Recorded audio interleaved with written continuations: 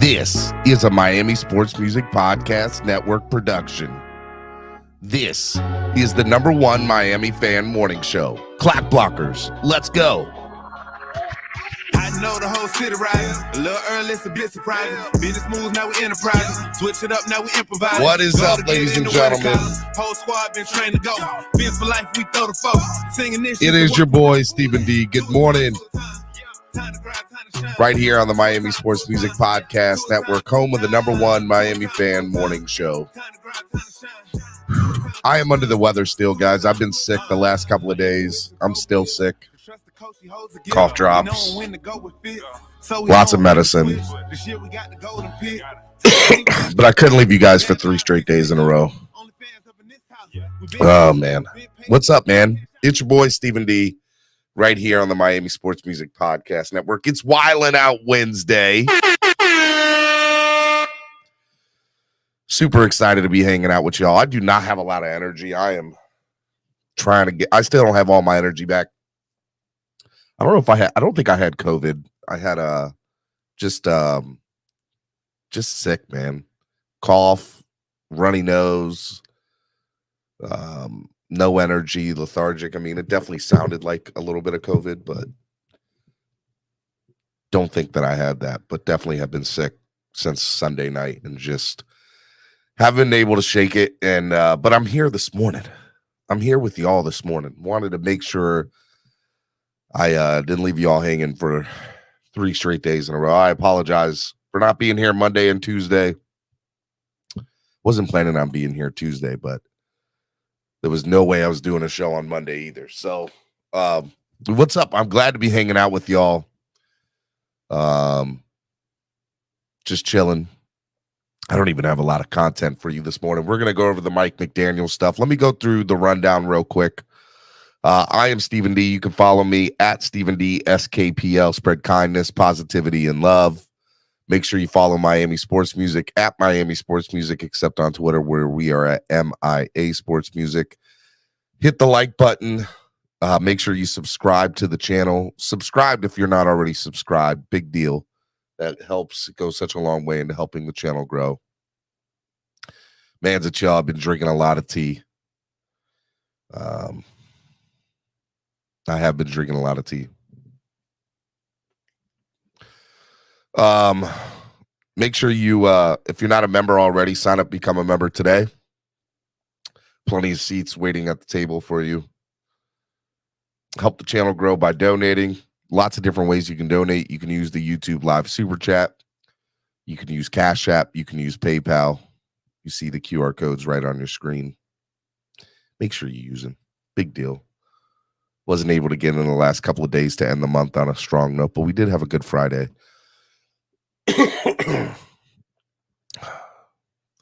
ZSM Sports, Hangry Owls, Vasasaur, great place to sit and tail greeter. Man. Make sure you guys download the app today on your current Apple or Android device. Okay? Crapple or Android. All right, it's Wildin' Out Wednesday.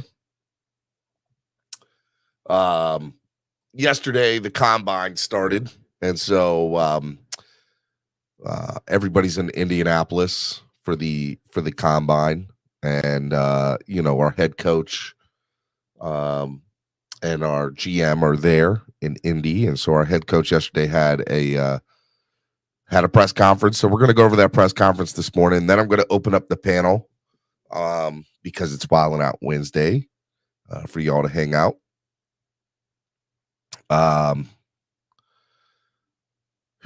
Yeah, I'm still trying to get my this is a lot. This is the most I've talked in a week or 3 days. A week is a stretch, but 3 days. So yeah, this is a lot. I feel like I'm running a marathon right now. Okay. All right, let me pull this up on the screen and we'll get this started. Here we go. Let's go, man. I'm going to give you my reaction. We're going to go over everything step by step. No, you guys power played me for sure. You called my bluff. Well, I recognize good amount of you. Some new guys.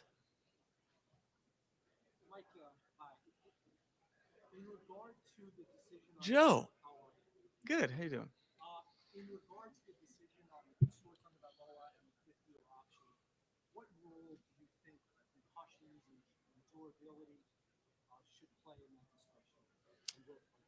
Well, I think like any other player, you factor in every variable. I think one thing that when you're talking about those types of decisions, I think it's important to recognize that we have a congruence of interest by the Dolphins and the player Tua that we both want.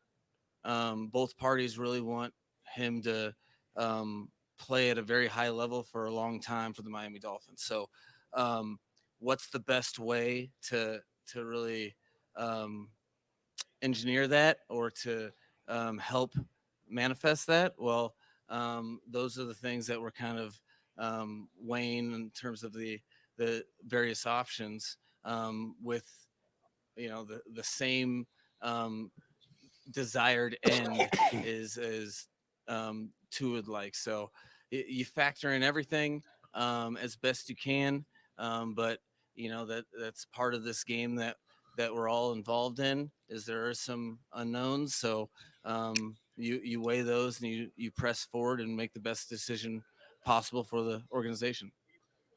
I'm going to pause it right here. I think one thing that's very interesting in looking at this Mike McDaniel press conference is I've seen a lot on Twitter lately, rumors from some people that cover the team, beat writers and national pundits as well, not just fans, that there's allegedly conversations for extensions this offseason to Tua.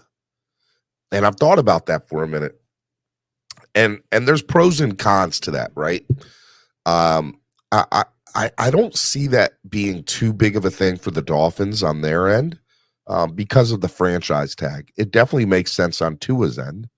If Tua can get a chance to get some more money, this offseason to go into next year, it's 100% something that Tua and his team should be talking about with the Dolphins. If that's something that's allegedly taking place, what does that look like for Tua? What does that look like for the Dolphins? Do the Dolphins go out and say, hey, look, we'll give you a 5-year extension, we'll backload it, but you got to play through it? I mean, that's entirely plausible, right? And give them a big signing bonus, extend it out over 5 years, but make it that, there's not a lot of guaranteed money, that they'll save themselves with that too. So I don't know what's best for both parties. I've thought about it. If you're Tua's agent, if you're Tua's representative, do you go and say, hey, look, is guaranteed money something that I want right now? Or is it, there's so many different options that I see. I think the best thing for the Dolphins is to just sit tight and not do anything and let them play out this year. Because either way, for a good quarterback, you're going to have to pay. You're going to have to pay for a good quarterback. So why not just let it play out this year? Because if he doesn't pan out, you don't have to pay him, and you can give that money to another player or, go to a draft pick or whatever it is you decide to do with the quarterback option after this year. I think that it 100% makes sense for the Dolphins to not give him an extension now. I know that there are some people that say you can gamble, give him the extension now, and that way you don't have to pay him $40+ million per year over the next 4 or 5 years. And there's some truth in that, but I think the Dolphins' best option is to just sit tight and let Tua play this year. I don't see there being a lot of upside to him playing or to extending him this offseason. You save a few million to do that. Okay, but you're no guaranteed with him. Let him play for his contract now. That's what I would say. And so I've heard rumors. I've seen, articles about it. If I'm Chris Greer and I'm the Miami Dolphins, I'm pretty much saying, Tua, you play this year, we'll talk about an extension next offseason. That's how I look at it. I mean, what is today's date? It's in February. What's our deadline? So we probably best served to utilize the time. That's kind of the way we're approaching it, but that doesn't mean that we're spending any long period of time not discussing it. This is something that Chris and I have been working through and will continue to work through.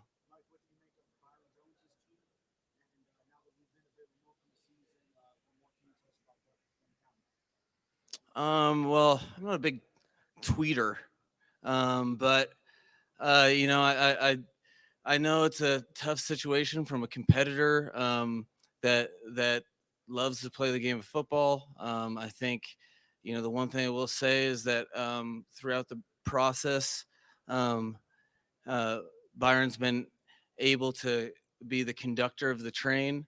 And I think the Dolphins organization, the entire training staff, and the medical department has supported him and on every turn, and I think we'll continue to do that as he presses forward. All right, that was one thing over the weekend that transpired that I wanted to discuss. One of them was, this Byron Jones tweet that happened over the weekend. I think that when it comes to Byron, and bear with me, guys, I apologize. I'm just still under the weather. This is taking a lot more out of me than I thought this morning. When it comes to Byron, for me, it's very interesting. I saw TD's, I think TD put up the video of him after week 4 being or during week 4 trying to get onto the field, or them him running pregame. Was it week 4 or week 5 pregame? And he looked like he was moving fine there. And we know he didn't play this year at all. And he was definitely moving fine in week 5 or week 4. That pregame, it looked like he was doing it. Now, am I going to sit here and question a player's ability? I think it'd be very hypocritical for me to do that. And I think it'd be very hypocritical for anybody to do that, especially people that have never played the game, right? Excuse me. But we're fans. And as fans, I think that you have to look at it and say, take it with a grain of salt. I think what Byron Jones put out, I don't know if there's any upside to it. I don't think there is any upside, especially on his end, right? Because even now, you just heard Mike McDaniel. He's pretty much saying, hey, look, we as the Dolphins have allowed him to be in the driver's seat of everything here. If he says he's not good enough to get on the field, we haven't pushed it. We've ultimately allowed him to be the conductor. What did he say? The conductor of his own recovery. Now, I think there's pros and cons with that. But then you see a statement by Sam Madison at the end of the year with nobody in particular, saying some players play through injuries and some players don't. I think that Byron Jones put out that tweet because he wants to cover himself. And I think he's ultimately, whether it's towards the Dolphins or the NFL, he'll file a grievance after his playing days are over. And he could use that tweet saying, hey, look, at this time, I publicly made it knowledgeable that, I wasn't happy with, how the recovery process was for me and the doctors and everything. But, the proof is in the pudding. He wasn't on the field. But we saw video evidence where he was running fine, and there looked to be no issue with his running. So I apologize. But, that's my opinion about the whole Byron Jones situation. Let's keep it moving.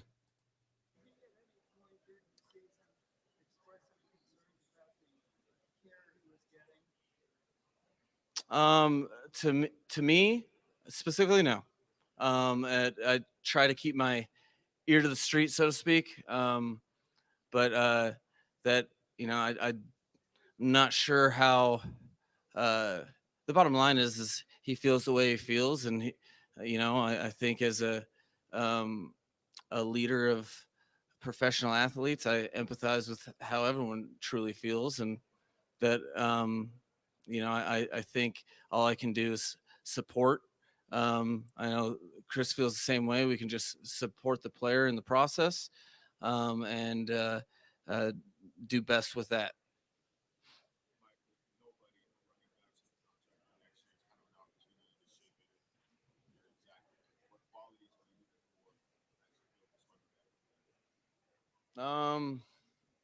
The best qualities. Good follow up. No, I think it's one thing I've been fortunate within the being in the same system for like 18 years or wherever it's been. As you see, there's a lot of different ways that you can get to the desired result. So I think first and foremost, from the running back position on our team, you need a team player that's willing to do whatever it takes to win. We have good, players surrounding the running back position, so you got to be willing to, pass block and do things off the ball. I think there's many different types of running backs that can excel in this offense. Given whatever their skill sets are. So to me, I just want team-oriented guys that enjoy getting the ball, fighting for yardage, and trying to win football games as a result. So I very open-minded to all the skill sets across the board, and just looking for guys that are completely invested in joining on our ongoing process to be as good as we can be.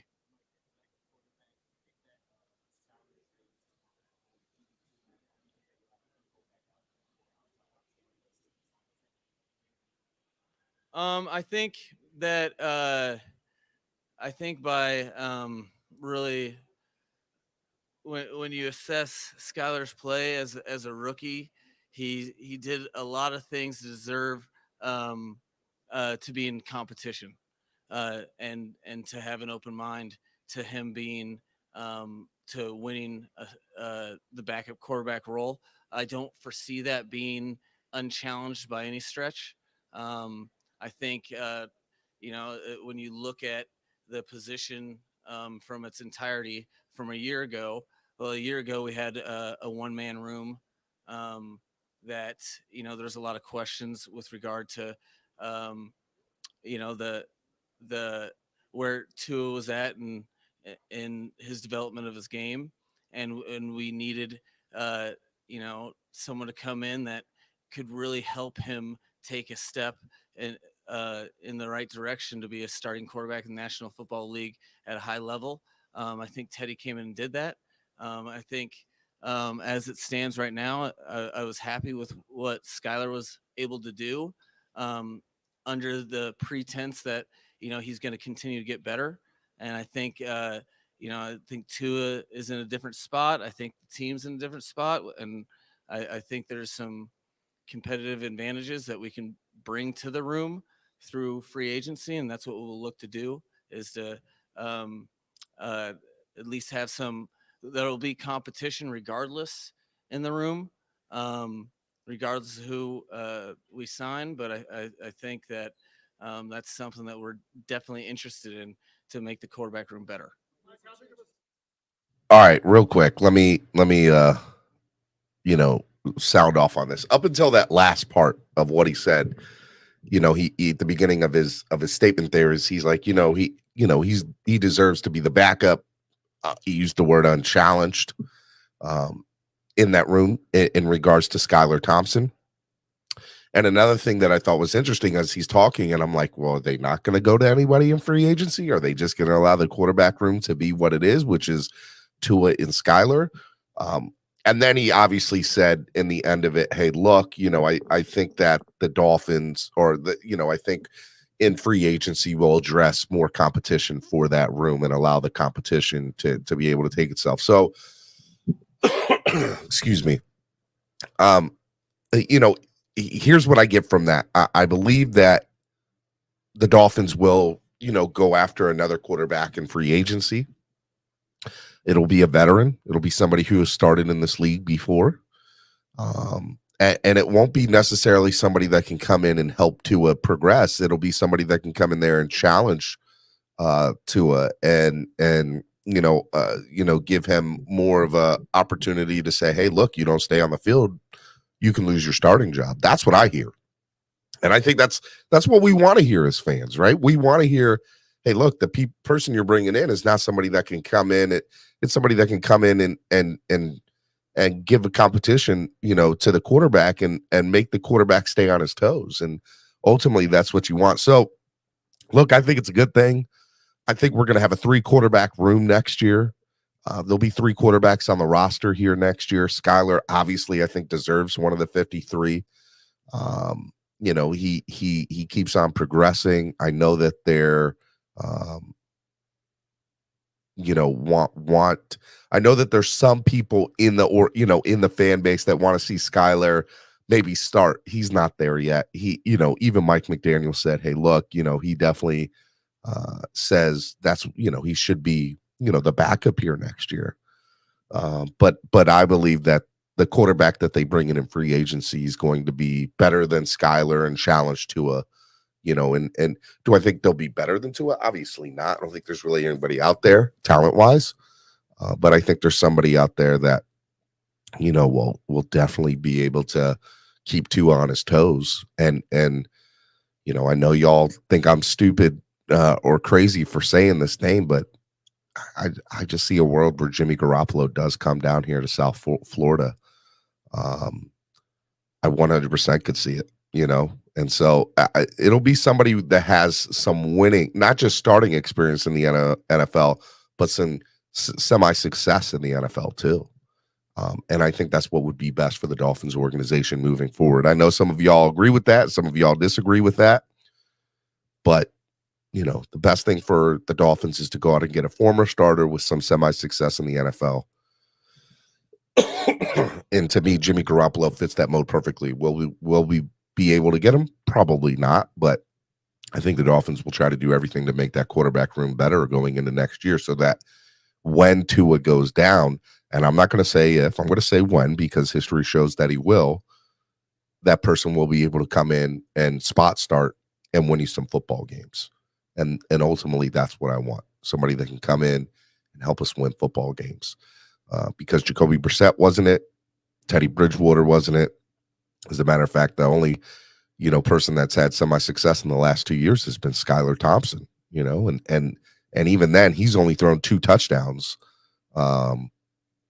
in his NFL career. So you have to, it behooves the Dolphins to make that quarterback room better by bringing in a trusted veteran with some semi-success. That's what I'll say about the backup quarterback room or the quarterback room itself going into 2023 this year.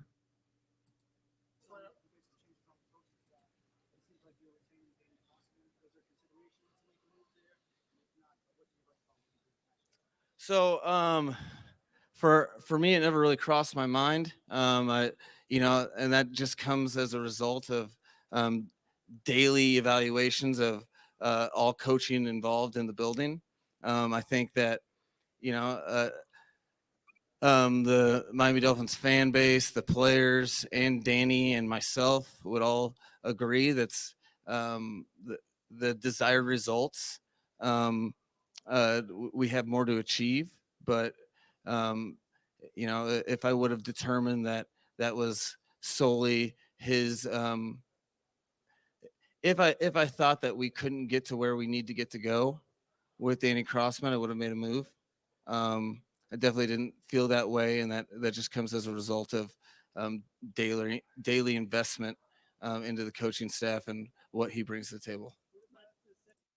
this is something that, we've questioned for the last week as a fan base. Why is Danny Crossman still here as a special teams coordinator? And so, one of the things that, do I think that McDaniel's perfect? No. Do I think he made a lot of mistakes in his rookie year? 100%. But I also saw a lot of great things out of him, and a lot of things that make me think this is the guy that moving forward can lead our team in a direction of winning, which is ultimately, as fans, what we all want. We've had 9 offensive line coaches in the last 10 years. We went out and got Matt Applebaum from Boston College, thinking he was going to turn this offensive line around, only for a year later for him to get fired. And obviously they bring in a guy that, has some questionable practices from a standpoint of former players at the Denver Broncos organization, questioning, hey, I can't believe this guy got an offensive line job. I can't believe he got a job coaching in the NFL, the guy we brought in. But the one thing is I've said that in order for a coach to be successful, they have to bring in their own people and have to allow their own people to be here. So, look, I'll say this. If Danny Crossman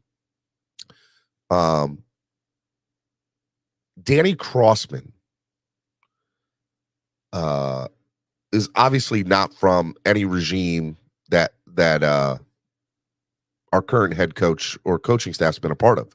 He came in with a previous regime and stayed here. And, look, we've been at the bottom when it comes to special teams. So the numbers have not shown, hey, look, you're a decent coach. Special teams has been an opportunity for us to get better. But I believe with the quality of players that they're going to bring in on the defensive side of the ball, as well as backups on the offense,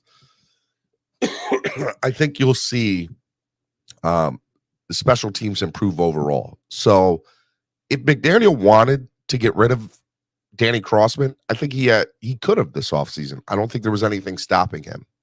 But I think he likes Crossman for whatever the reason is. So I'll say it again, like I said earlier. If Danny Crossman, or if our special teams this upcoming season doesn't take a significant leap forward, I don't know how Danny Crossman keeps his job going into next year. They have to. There's no way that you can go 3 years in a row with bottom special teams and expect to keep your job. Now, having said that, we've been spoiled with Darren Rizzi for 10 plus years. So I just want to throw that out there. We know what a good special teams coordinator looks like, because we had one for 10 plus years through 4 coaching regimes. So I think we're comparing, Danny Crossman to Darren Rizzi, and that might not necessarily be fair, because how many Darren Rizzis are out there? There's not a lot. So just want to throw that out there to y'all that, Rizzi is an exception to the rule, and so we'll have to see. I'm not a huge fan of Crossman, but I'm not going to sit here and question McDaniel yet this year, because,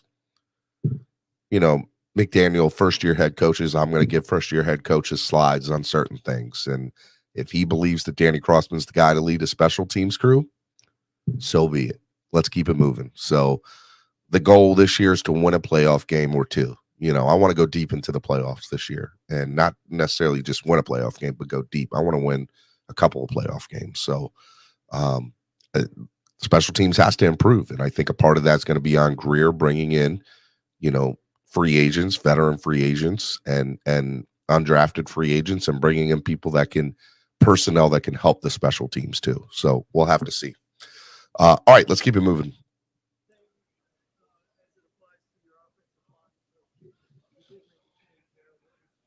So, realistically, from the way the staff was orchestrated the previous year, I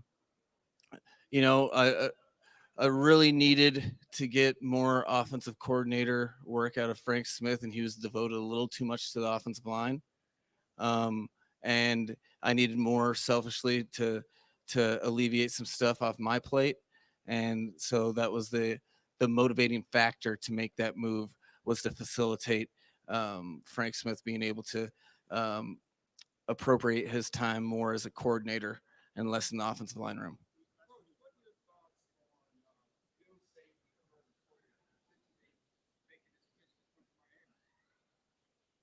Well, I'm not in the business of tampering.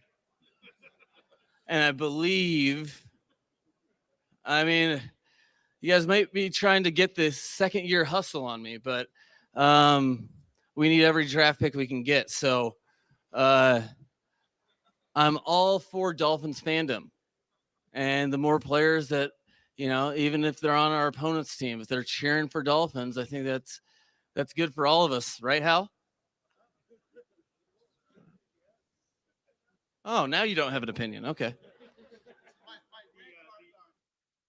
All right, I just want to say this real quick. So that last clip obviously has been circling the internet for the last few hours, and that is a question that was in reference to Jordan Poyer, tweeting out that he'd like to be a Dolphin or likes Miami, and it was going down to Tua's birthday party this past weekend, which, by the way, Tua was out there partying with Rick Ross. I mean, he was living his best life this weekend. But I think it's look, he's like, you're not going to put one over on me. We need all the draft picks. You're not going to. It's kind of funny, right? Us having already getting in trouble for tampering, quote unquote, with another player, Tom Brady. He is funny, man, and I like his personality, McDaniel, but he's right. I like that he's like, I'm not going to discuss anybody that's currently not on the Miami Dolphins roster. That's currently on somebody else's roster. So, do I think that the Dolphins are going to look at Jordan Poyer? Yes, I do. 100%. Do I think Jordan Poyer ends up being here? I'm not sure about that, but I think they're going to look at him. And I think the Dolphins have to look at anybody and everybody that is willing to come here, So Jordan Poyer is definitely on that list, and I like him. And I'd love to see him in a Dolphins uniform, personally. All right, let's keep it moving.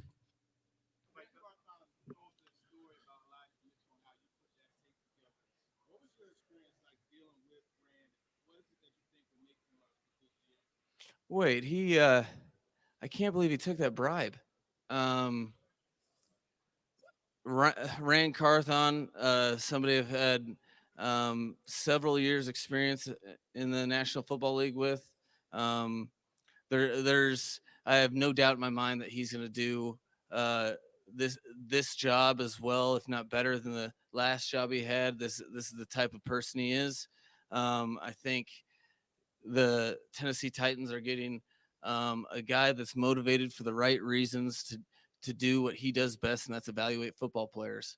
I think he has a great scope of what it takes for a team to win, and all the different variables that are encompassed in that. I think he's a leader of men. I think he'll get the best out of his department, and I think especially since he complimented me, I can't say enough nice things about him. Ooh, buddy. These are two of my favorite people. So Rand Carthon transitioning to D'Amico Ryans. D'Amico Ryans, I'm just glad that I didn't have to interview against him. Okay, this guy is unlike any other coach I've been around, where I really haven't been around a guy that old enough where we drafted and I was there for his year one as a rookie. Oh, by the way, he was he called the defense and was rookie of the year and immediately the best player on our defense. Fast forward to his first year in coaching, and he excelled at the same rate as like a quality control defensive assistant, which had a expedited fast track to position coach. And then he had the pressure of following Robert Saleh and that elite defense, and you know what, I think he at every juncture he's just been first class, high level human being that bottom line is, as a head coach, your job is to make everyone around you better. And I mean, at every walk that I've been able to view him from age 22 on, that's all he's ever done. So it's very rare that you get such a leader of men that is willing and able to be a coach after being having an illustrious career as he did. So I think the the best is yet to come for that franchise, and I know he couldn't be happier being there. Mm, yeah.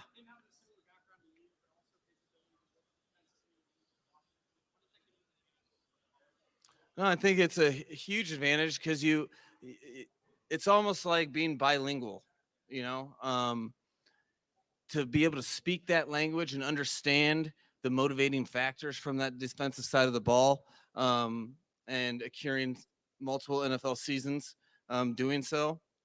I think it's invaluable. I think that not all coaches, myself included, are afforded that opportunity. And I know from every person that I've been around that's experienced something like that, it pays unbelievable dividends. You have a tireless, hungry worker in Bobby Sloak that has a exuberant young mind, but also is grounded in a lot of football principles, both offensively and defensively, that every team would be fortunate to have.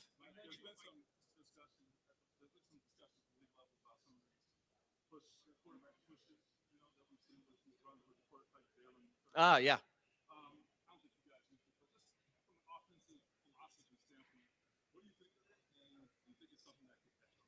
I I I think it's cool anytime someone's able to execute something when the opponent knows it's coming. I don't care um, who you are. That would be attempted by every team if they could guarantee the success at the rate that the Philadelphia Eagles were able to do it at. I don't. Yeah, it's not the coolest highlight reel football to watch, but nonetheless, I very much appreciate uh, what it takes to excel at that. Because, I mean, I'm pretty sure that every team in professional football has attempted the quarterback sneak. And so when anytime you're entering the grounds of 100% attempt, but then you have one team that does that uh, that level of I don't know, certainty of outcome, that high of a percentage, there will be attempts to recreate it. However, I wouldn't expect it to have the same residual results. I would, you know, I'll abide by any rules. So I don't know. I feel like, yeah, I feel like we're tampering again. Can you get in trouble for a rule that hasn't been made yet? No? You're right. I hope the rule's not changed.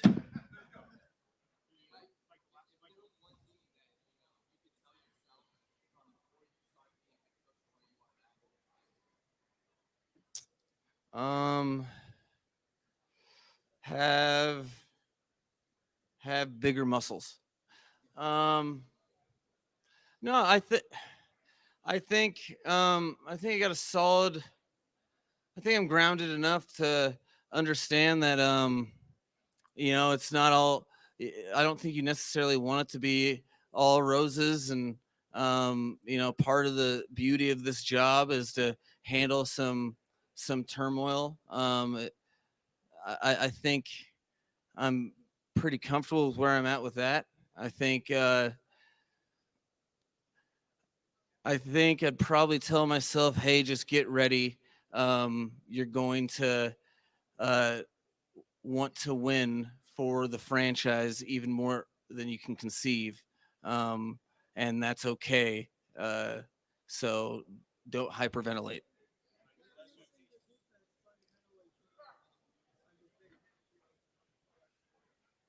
How do I? I think it's kind of an unfair comparison to a degree. I think in my NFL career, you know, Vic is one of one, in my opinion, of creating and innovating and sustaining high quality defense. I mean, I don't know about you, but in '95, what was I doing? I was 12 years old and cheering for the inaugural Colorado Rockies. Okay. He started coordinating defense at that time, but then has been able to adjust it and to the game, to the things that he's having to defend, and to the players that he has. So I think having the opportunity to add Vic Fangio is as exciting of an opportunity in the offseason that I could have. I think all players on defense will benefit from it, and I know myself included, I'll benefit from the process of being able to work with him on a daily basis, tap into his infinite wisdom. I mean, shoot, I was last week just in 1 week in the office with him, had a couple hours of just very gratifying football conversation that I know that's going to help me moving forward from the head coaching position. And on top of that, he was giving me stories on Pat Swilling and Kevin Green, and just stuff that from a football historical perspective I very much appreciate. I got to just last week I got to find out when his simulated pressures that he's so famous for, when he what provoked him and what was the advent of that and when it was. That stuff is very interesting, but now you take it a step further, and when you have a guy that is innovating over time, I think the residuals for players are really everything they really sign up for. All right, let me pause that real quick. So, that's something that I know a lot of platforms over the last week since the hiring of Vic Fangio have kind of tapped into. And if you go back to earlier in the conversation or in the press conference, he even kind of alluded to it with firing Matt Applebaum and bringing in another offensive line coach, that, he wanted to have Frank Smith take on more of a role of, from an offensive coordinator side, not just be in the offensive line room, right? He wanted somebody that he can trust here. I think trust is everything within a head coach. If you don't trust your coaching staff, you're never going to move forward because you're always worried about other parts of, the team where you have to go in and put your finger on it. McDaniel realizes with Poyer out the door, and no offense to Poyer, it's the reality of the situation. Vic Fangio's got this. It is not on me if this defense fails. It's on Vic Fangio if this defense doesn't, work out correctly. He gets probably paid more money than me. He's the number one defensive coordinator. If he can't fix it, I know I can't, because I don't have as nearly much experience as he does, right? Good, bad, or indifferent. That's the reality of the situation. McDaniel does not have to worry about the defensive side of the ball at all. By bringing in a guy that he really, really likes, seeing, hey, look, I made a mistake in Applebaum. I need to bring in somebody here who I've had experience with, who I know, I've seen have somebody, understands what I'm looking for out of an offensive line. And I don't need to have Frank Smith sitting in on offensive line meetings, and I can have him more focused on, the offensive coordinator position and put less on my plate. A good leader's job is to facilitate, things and distribute work throughout his staff, so that he can oversee it and obviously manage it in a way where he is not physically doing it, but overseeing everything. I think that's what a good manager, a good head coach, a good facilitator does. And I'd like to think that McDaniel's doing that. And I think that the mistakes that we saw with McDaniel in year one, and we saw a lot of them, don't get it twisted. I don't think that we'll see it in year two, because he's, facilitating roles to people that he trusts and has having more trust in his coaching staff that he didn't have in year one. And I think that that's such a big thing. Miami Sports Music's number one Miami fan morning show, Clock Blockers. I know I wasn't here on Monday and Tuesday. I've been sick. I've been under the weather. You can probably hear it. I'm still not 100%. This is like the most I've talked in probably a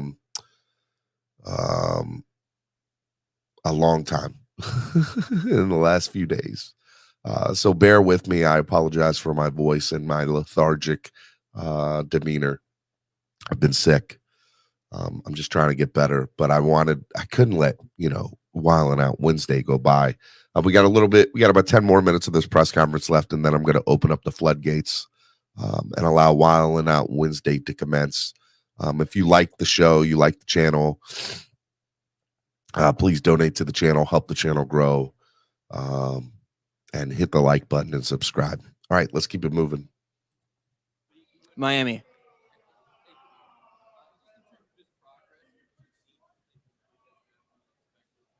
No, I'm expecting a big off season and a big jump in year two. Channing knows that. He has that expectation for himself. He worked very diligently, but I think it's a matter of him really being able to visualize and really carry out all assignments within the defensive structure that I know he's really mandating from himself to really take another step. I think he did a great job, you know, with the reps that he had and really scout team and during the year for practice, and he did develop. But we're excited about this next year opportunity to really take advantage of some opportunity that he will have.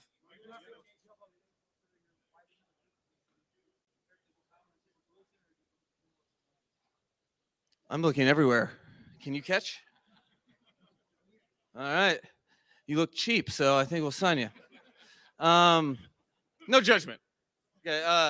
I think you wouldn't, outside of the known entities, Tyreek and Jalen, their roster spots aren't up in question, but I I try to refrain from penciling in any sort of player at any sort of position as best I can, only because that's honestly the way that I approach the whole scenario is that if you want a job, you can win it, and it's going to be based on the merit on the field. So I think there's opportunity there.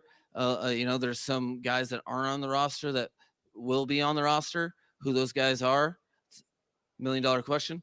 But the bottom line is we're going to have an atmosphere that's going to really, you're really going to have to be able to thrive in a competitive atmosphere because there's some talented players that you're going to have to compete with to win that job of the third most targeted receiver. Was that a Mike? Was it?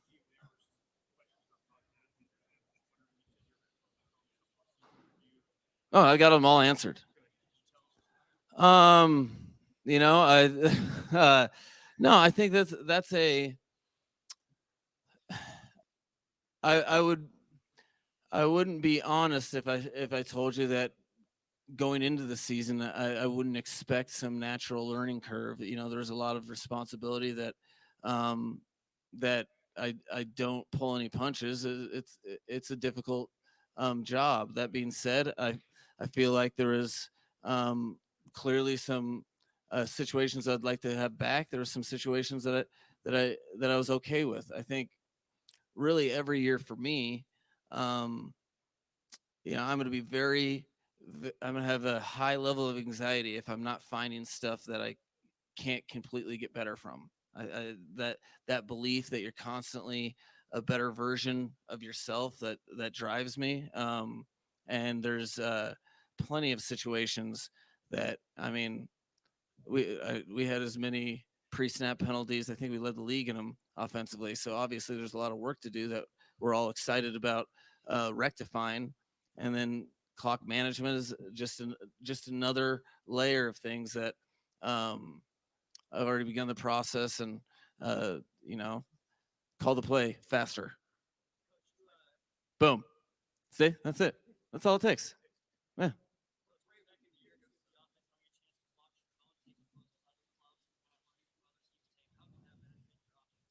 Oh, it's going to be huge. Little written about, scenarios that our offensive players haven't had an off season where they're watching themselves in half a decade, maybe more. That's incredibly important. I even uh, I throw digs and jest, but like I had to be reminded by coaches on staff last year that, hey, this is like the fourth consecutive season that these guys have watched a different team's cut-ups in the off season and haven't watched themselves. That adds up fast. So this will. I'm very, very excited for the players to be able to come back and digest the system, to not have any variance offensively, and that we'll just be correcting, improving, and building upon what we did last year.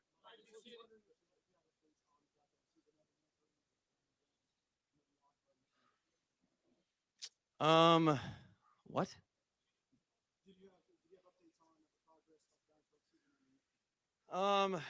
So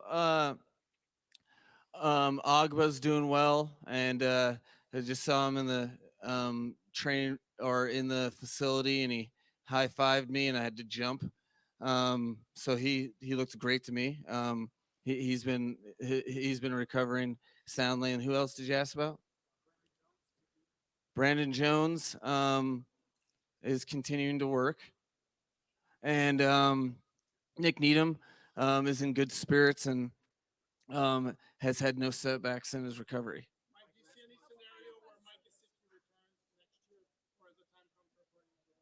No, I mean, there's always a spot for good players. I think that Mike has earned the opportunity to test the market, and I very much encourage that, us being in charge of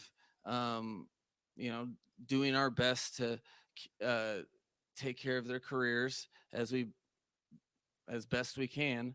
But for him to have that opportunity to go earn, we very much encourage that. However, we are not in the business of saying no to good players, so I wouldn't close that door at all.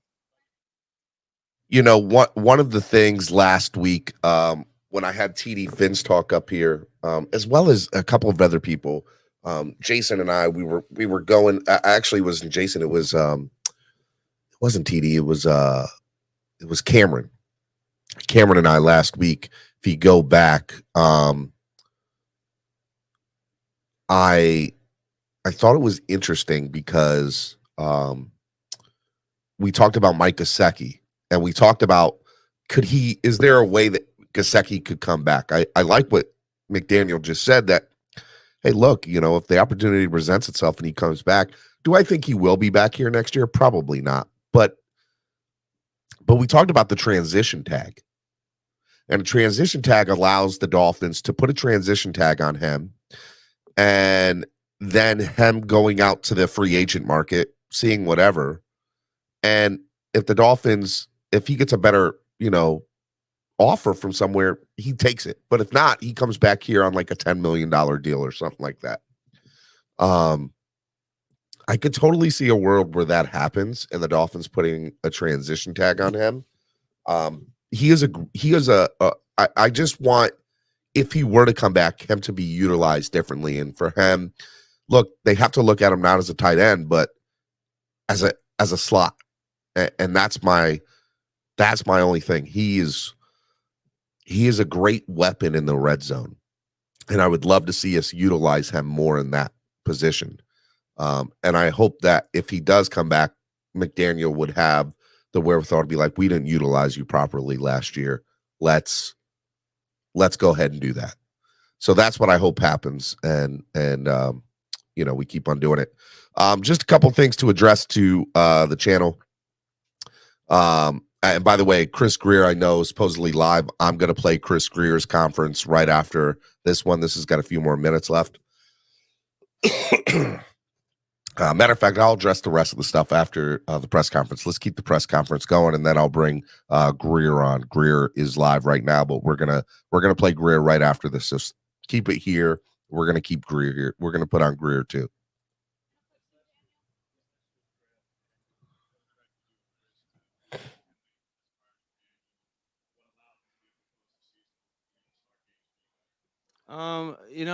His football acumen, he came in as a old soul where you if you didn't have his flip card, you'd think that he's been in the league for 10 years, how he went about his business. It's first and foremost a priority for him, and which is why he was able to be relied upon by the veterans down the stretch as though he was a vet. I think that those qualities uh, you know, are a common denominator amongst undrafted players that succeed in the National Football League. And he exemplifies that, where you have a guy that comes in with expectations for himself that are far greater than the draft or undrafted free agent money allotment, all the stuff that we perceive. They go above and beyond to set their own course in their career, and he very much did that.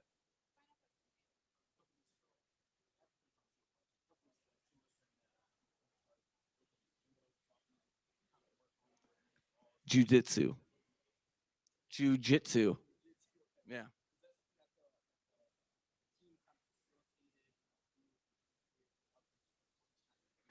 Yeah, no, it's something that um, we had various ideas, some of which I won't repeat because they weren't as good as that one.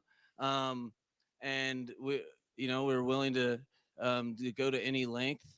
However, you know, him getting invested in it, and our and really talking to him and hearing how uh, the trainers invested in him, and how he was really into it, and getting good residuals from it. We feel very comfortable in terms of this being able to uh, best prepare him for things that he hasn't otherwise been able to prepare for. That it's something that, like a follow through um, uh, throwing motion, it's something that we're trying to train, and he's 100% all in, attacking it with vigor and exuberance.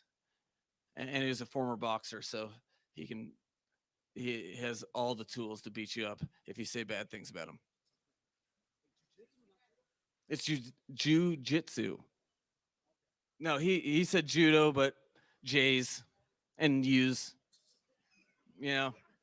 happens. All right, let me take this off the screen here. All right, that was yesterday. Our head coach Mike McDaniel, Miami Dolphins head coach Mike McDaniel, doing a press conference at the NFL Combine. I've seen some in the chat saying Chris Greer's on the podium. I don't see anything on YouTube where that's being streamed. When that does get, if that does get uploaded, we'll put that on and play it. I am looking, as we speak, to see if that's going to happen. So as soon as that gets uploaded somewhere, I'll go ahead and put that on. But, a couple of things I took out of that press conference for me with Mike McDaniel was I think that everybody's kind of on the same page in that building from what it seems like. They all know what they're looking for.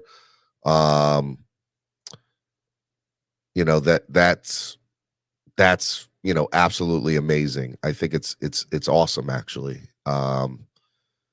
I'm 100% loving what's going on within the organization right now, and I think that the Dolphins are heading in a position where, for the first time in a long time, the head coach, the GM, and it sounds like maybe even the owner are kind of all on the same page, and I don't think that's happened in a while.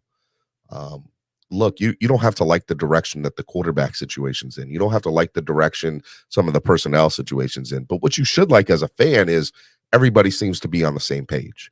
And that's a big thing, because when have we had that continuity within this organization? It's been a long time. I mean, we could probably go back to, the days of Jimmy Johnson, maybe. And even then there was dysfunction within the organization. From Johnson wanted one thing. I mean, even I would probably go as far to say Don Shula's the last time that there's been that kind of continuity within the building, where the GM, the head coach, and the owner have all been, quote unquote, on the same page going into a second season.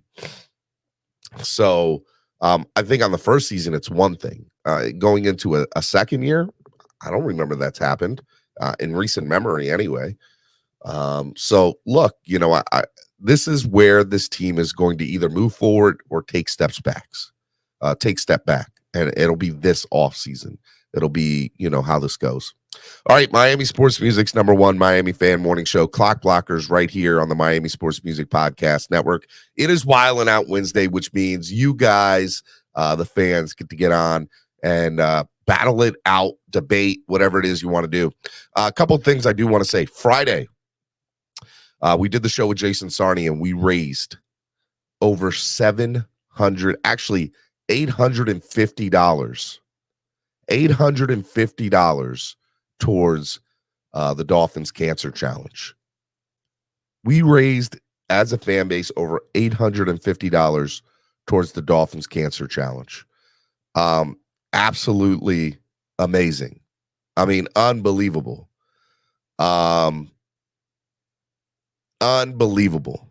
You have no idea how awesome that is. You the fans did that. And I appreciate that. A lot of you donated all 850. So that's the other thing I want to say. All 850 went towards that. That's how much you guys raised for Dolphins Cancer Challenge. A lot of you donated more towards his link for the Dolphins Cancer than you did me, and that's fine. I want to address them because I know it's being said. I had a begathon, as somebody put it in the chat. Look, I do this every day, mostly every day, which was absolutely amazing. To do this almost every day. I try to do it every day. I've been sick the last couple of days, and I apologize for that. So when I ask for donations, it goes to paying my bills. It goes to paying for equipment. It goes to allowing me to do this on a day in, day out basis. I am in the red 100% off of what I put into this, off of what I get back. And that's fine. That's the reality. I want to do this for a living. And, I do have some sponsors. Those sponsors, they only work during the off season, but I promote them throughout the 12 months because that's important to me. And so I want you to, understand at the end of the day, that's how I go about, raising money for the channel, raising money to be able to do this on a day in, day out basis. If you guys don't like that, there's 15 other channels you can go to. That's what I do here. And I think that's going to be the last time that I address that. I'm not going to address it no more. I'm just not. The other thing is, as far as how much was raised total, I know that, again, I don't need to defend myself, but 850 went to that. And then I think I got another 450 towards the channel through YouTube. So almost half more was donated to that. And then remember, they take out almost 48% YouTube, which is fine. It is what it is. I don't care. At the end of the day, I'm doing what I do for great causes. And if I can raise $850 for Dolphins Cancer Challenge clear, come on, that's amazing. And if you are one of the few that think that that's not good, I don't know what else to tell you, man. I try to do what I do on a day in, day out basis for the fans. And if you don't like that, man, go to another channel. I'm over it. I'm not going to defend it no more. I'm sick as a dog. I should not be sitting up. I should be in bed drinking tea. But I'm here for you, the fans, because I didn't want to go through another day. I didn't want Wildin' Out Wednesday to be missed. So y'all can, I got so many words I want to say to y'all that are like that. But, man, just if you think you can do better or you want to do better, go start a channel and do it yourself. That's what I'll say. Stop. No need to explain anything, William Perry. Thank you for the $5 donation, man. I appreciate it, man. And as far as blocking people's concerned, I don't block anybody. Now, if I have other people that are on this channel that might block certain people or moderators in the past that have blocked, because on here you can hit block, then what I try to do is once every couple of months, if somebody says that they're blocked and they shouldn't be, I go through and I unblock as many people as I can. And what I mean by that is there are clearly bots that are still blocked because I don't want the bots to get through. But I go through that big list, and if there's a real person's name and it's not a bot, I unblock it. So if you happen to get blocked, I apologize. I don't do that on my channel. But I can promise you that once you address it with somebody, I try to go back through and unblock you. So if other people on their page, you know, are that run shows on Miami Sports Music, no, you're not anymore, Wayne D. You were blocked, and now you're not, Wayne. I unblocked you. I don't know why you were blocked, but if you were blocked for any sort of reason, I apologize. But if other people block you, you know, look, people got reasons for doing what they do. I don't let anybody else I don't tell anybody else on my channel how to run their show. And I don't tell, I try to give, you know, mods, opportunities to be better, but at the end of the day, you know, mods sometime will mods, and that's okay. So, you know, if you're blocked, let me know. I'll unblock you, as long as you didn't cross the line in my eyes. And crossing the line is threatening somebody or, you know, making sexist or racist remarks. That's about as far as I go. I think everything else is open season. That's how you want to do. All right. Scott Paul is with the $10 donation, says, let's finally fix the O-line. Phillies Andre Dillard left offensive tackle for backup for Armstead. McGlinchey right tackle, re-sign Shell. Fine, good first or second tier center. Move Connor back to left guard. I 100% agree with you, Scott. I would love to see that. As a matter of fact, I don't think I could say it better myself. I think that's 100% how I would want the offensive line to be fixed. I've said that I want to see Connor go back to guard. I would love 100% to see that. All right. I was going back and forth with Cap, but I love it here, fam. Appreciate it, Stephen D. Urkel. I appreciate it, Wayne D. You're the man, brother. All right. I'm having a difficult time talking, so I'm going to open up the lines. Y'all can come up here and y'all can take over the show. This is y'all's show. It's Wildin' Out Wednesday. Bands are in full effect. Let's raise some money for the channel today. Let's have a good time. Let's get debating. Let's let the madness begin. Okay, I dropped the link in the chat, so hopefully you guys see that, and I will pin it to the top of the page. There we go. It's pinned. All right, y'all got this. This is y'all. Get up here. Let's talk. Let's debate. By the way, while I'm waiting for people to get up here, I do want to say one more thing as far as news is concerned. Leslie Frazier taking a step down, I think, says a lot about a lot of different things. Number one, I think, and I put this on Twitter yesterday. I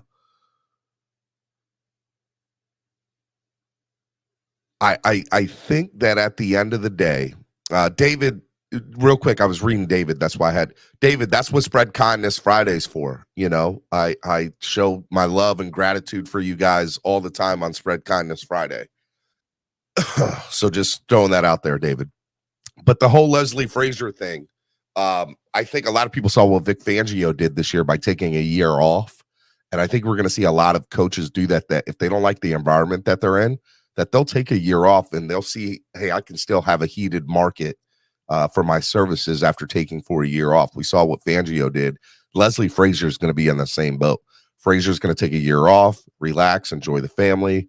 I mean, the man's been coaching for a long time, and he'll come back the following offseason, and I think he'll be one of the most sought-after coordinators.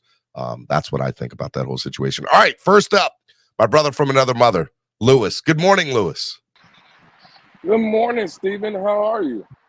I'm surviving today, man. You are surviving. Hey, I just wanted to come up real quick.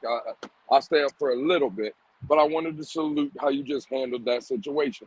I tell you all the time, Stephen, you're a good person. You got a great heart. You do a lot. Don't let these fucking hey, I owe $2. Don't let these freaking people come at you. Clap back at them. I wanted to come up here and personally say I like the energy, Stephen. I like that. Hey, I don't have a lot of energy today, but I was giving it where it was due today. I wasn't taking it, man. I was like, man, I'm sick and I'm up here and y'all are calling. We're not doing this. Let's go. That's what I was like, man. Give it to them. I appreciate. I always tell you this, Stephen, when me and you talk. What I appreciate is real, and what I just seen there, it was real. It was genuine. It came from your heart. Let these people know, and don't worry about it. If they don't like it, like you said, there's other places. Keep it moving. Keep it moving. 1,000%. So salute to you, Stephen. All right, Lewis, I love you, man. You're I don't care what they say about you. Hater or not, you're a good guy. Oh, that's what they say about me, Stephen? You are a hater. You are most definitely that. You know who else is a hater who likes hot dogs? Crypto. Crypto's also a hater. What's up, Crypto? What's going on, Stephen? I have the most love in the history of this fan base. The most love. Listen, Stephen, it's all good. I came in on the tail end of what your show, as far as what you said earlier. Yeah. I haven't gotten caught up on it. I have to go back and replay what you guys were talking about earlier. I just came in when you was playing the last part of Mike McDaniel's film. I was able to watch the whole thing last night. I watched the whole thing from start to finish. Appreciate you, Shake Money. Appreciate Shake. But yeah, you're a little bit under the weather, Stephen, from what I understand. Dude, I've been sick the last couple of days, man, and I probably shouldn't even be doing a show today. I should be in bed sipping tea one more day. I thought I could do a show today, and I am, but I'm definitely overdoing it. Like I could just feel my body. Can I recommend a cup of teas for you? A hot toddy, a hibiscus berry, Earl Grey, and chamomile.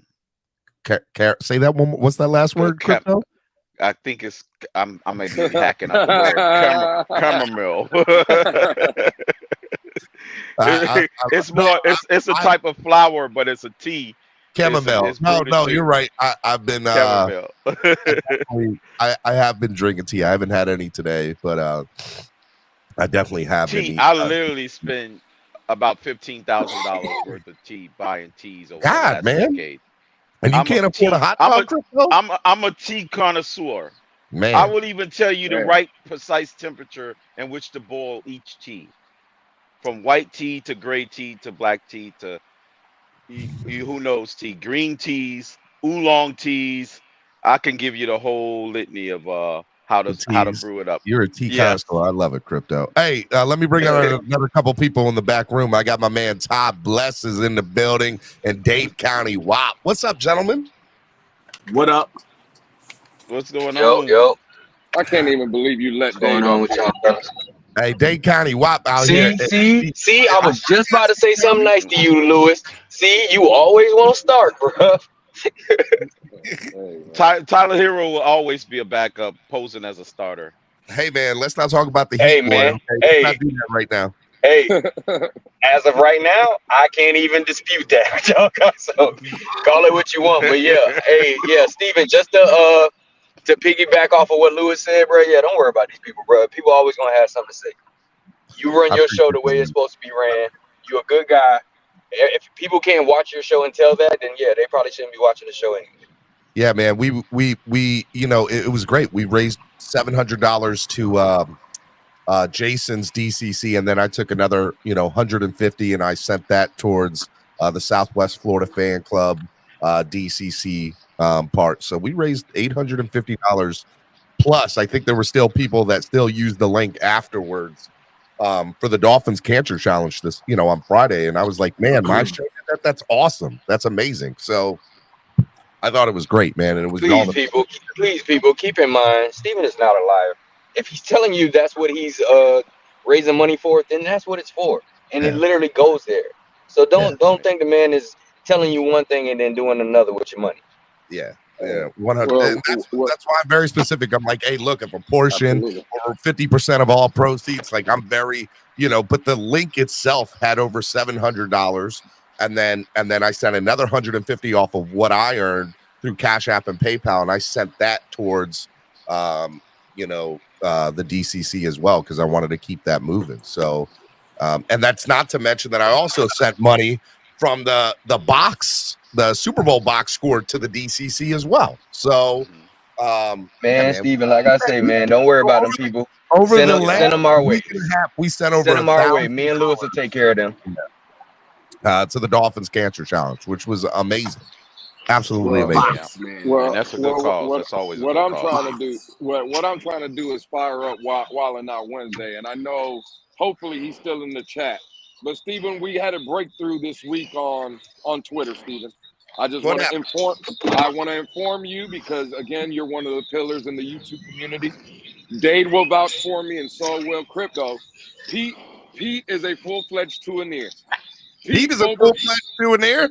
Pete has turned Tuaneer. He came out and told everybody on Twitter that Tua's QB1. He's backing him 100%. And that where he wants Let's stop talking about other quarterbacks. Let's stop talking about other quarterbacks. So Pete is a full-fledged Tuaneer. Wow. Shock me too. Shock me too, Steven. We need him coming there. He has got his jersey and tattoos. He's even getting a haircut, in the back of his head. Hey, Raul just sent $20 on PayPal. Said, "I'm just sending this to you because I need you to get better, man." Appreciate it, Raul. Thank you for the donation, man. Dude, it's so funny. Oh, yeah, Steven, as far as your cold, yeah, bro. Try ginger and honey. That usually knocks out a cold for me, bro. Ginger, honey, and lemon. Sorry. I don't even know what a cold is. William Perry, you live out in Alabama. Exactly. I really don't get sick like that. You don't get, dude. I normally don't. This is the first time I've been sick like this in probably a year and a half since I had COVID like a year and a half ago, but that was like I haven't been sick like this in a while. So, Steven, I didn't even know. I thought COVID was out to just get white people at one point. I thought like I was at home. William, I was at home white. But I'm white. Okay. Whoa. He said it was out to get him white. First day off of Black History Month. Here we go. Right. What up, Rashad? He saved that for 28 days, Dave. He did. He wanted to say that. I'll save it for March. I'll save it. Well, I appreciate you, William, for holding that then. Hey, what do you guys, I'll ask the question to the panel. Do you guys take a lot of stock into Leslie Frazier stepping down from Buffalo? Do you think that's more about Leslie Frazier just wanting to take a year off? I think it's more. I think it's more about him. I think he's overrated. Ooh, Buffalo's window is closed. That's what that means. I don't think so. I think he's overrated. I think he's just such an older coordinator. I think that's a blessing in disguise for Buffalo, to be honest with you. Well, so somebody tried to tell me that was a way for Leslie Frazier stepping down, and I put that in quotations, was a way for him to not get fired publicly because they didn't like what was happening on the defensive side of the ball. But they were starting to fall apart on that defense. They weren't playing good football in the last 5 years. That could be. You said something. They had injuries like we had in the secondary. Hey, Dade County, WAP, Lewis, and Crypto. Von Joe just wanted to say good morning to you guys. And you can read the rest. I won't say it. I just put it up on the screen. That's a fact. That's a fact. That's a fact. I 100% agree with Von Joe. 1000%. What's going on, Von Joe? I don't appreciate Von Joe not saying good morning to me as well. I know. Hey, Jeez. Von Joe, make sure you have them chicken nuggets ready, Von Joe. Kevin You said Lee you with the want them $10 chicken nuggets. donation said, "What's up, Steven and panel? 7 months until Miami preseason football. Get better, Steven. I appreciate it, Kevin. Appreciate it. Yeah, OTAs is a couple of months. I know. What do y'all think about the Jordan Poyer thing? I think it says a lot. I think That's a defection. dude, defection? funny. You know, the fan base, it's so funny that Tua is so polarizing within our fan base, but then you'll have players from other teams that are just like, Tua's the greatest guy. I love Tua. He's absolutely amazing. And I'm like, how does our own fan base think he's this polarizing, but players from other teams love the guy? I don't know. I think it's just the multitude of everything happening with Tua all at the same time. It's just been so much. There's no quarterback ever that I've ever seen that has been like in this predicament like this. Maybe you know what I mean? Just a good guy. And he's a great guy. I had judo with him on Saturday. What are you talking about? So, hey, by the way, I get a text message from William. It's jujitsu. He's like, dude, look who I had in my yoga class with me. And I was like, what? And he sends me this picture of this Samoan guy who looks a little bit like Tua and maybe a little bit like Kyler Murray. And I wanted to send him back, hey, you know all black people don't look alike, right? Like that's a pretty messed up text you're sending me. And then he sent me a picture that was even closer, and I was like, he does look a little bit like Tua. I can totally see why he thinks like this. I'll throw it up on the screen later. But yeah. The thing about it, that kid is actually Tua's cousin. That's what you said. So William lives in Alabama, and a lot of Tua's family lives in Alabama. So I believe that. I think that he probably really is Tua's cousin. Yeah, so like he popped up over at my friend's 30th birthday party, and I was like, "Oh, are you related to him?" And he goes, "Yeah, that's my cousin. We moved after Tua left Alabama to go to the NFL, and so they live over in South Alabama." I know a lot of his family moved over from Hawaii over to Alabama. William, are you on YouTube? Breaking news: does Tua's cousin have a falling problem as well? Is that what you're what I found out is, bro, Lewis, what I found out is he may have a drinking problem though. So. None of the Tagovailoas know how to fall. Is that what you're saying? Well, he's not a Tagovailoa. He's on his mother's side. They sure can't dance. Yeah. Dude, that video with him and Rick Ross, that was hilarious. I was like, wow, here living his best I life. didn't see that one. They were all doing his dance. They were all doing his touchdown dance. I'm like, what the hell's going on That's here? definitely going to be a meme. That's 100% going to be a meme. That supposed to be a touchdown dance? Hawaiians just dance different, Lewis. Yeah, Lewis. You didn't know that? I didn't say no, man. I don't never disrespect a man about their dancing. That's one thing I will not do. You can disrespect me about my dancing all you want because I'm not doing it. If you see me out dancing, that's mean that you might need to come protect me. I've drank too much. The closest I get to it is a little snap action, a little 1-2 step. That's what I get with me. I might do the lean back. That's it. But that's just me falling. Well, here you go. Best time to dance when you liquored up. There's been a big conversation the past 2 days on Twitter. I would love to come and bring it over here. What are you guys' thoughts? Because, again, there's a lot of people willing to get a running back, which I'm more running back draft, or if we get a running back, even in free agency, I'm not trying to break the bank for running back, but there's a lot of people in the community, I'll just say it, that are willing to pay like a Saquon Barkley 13, 14 million or a Josh Jacobs 12 million. What are your guys' thoughts? I wanted Jahmyr Gibbs so bad. There you go. That's what I'm saying, William. Like someone like that in the draft. But Steven, are you willing to, and let's just put the number at 10 million. Or is anybody up here willing to get a free agent running back and pay 10 million?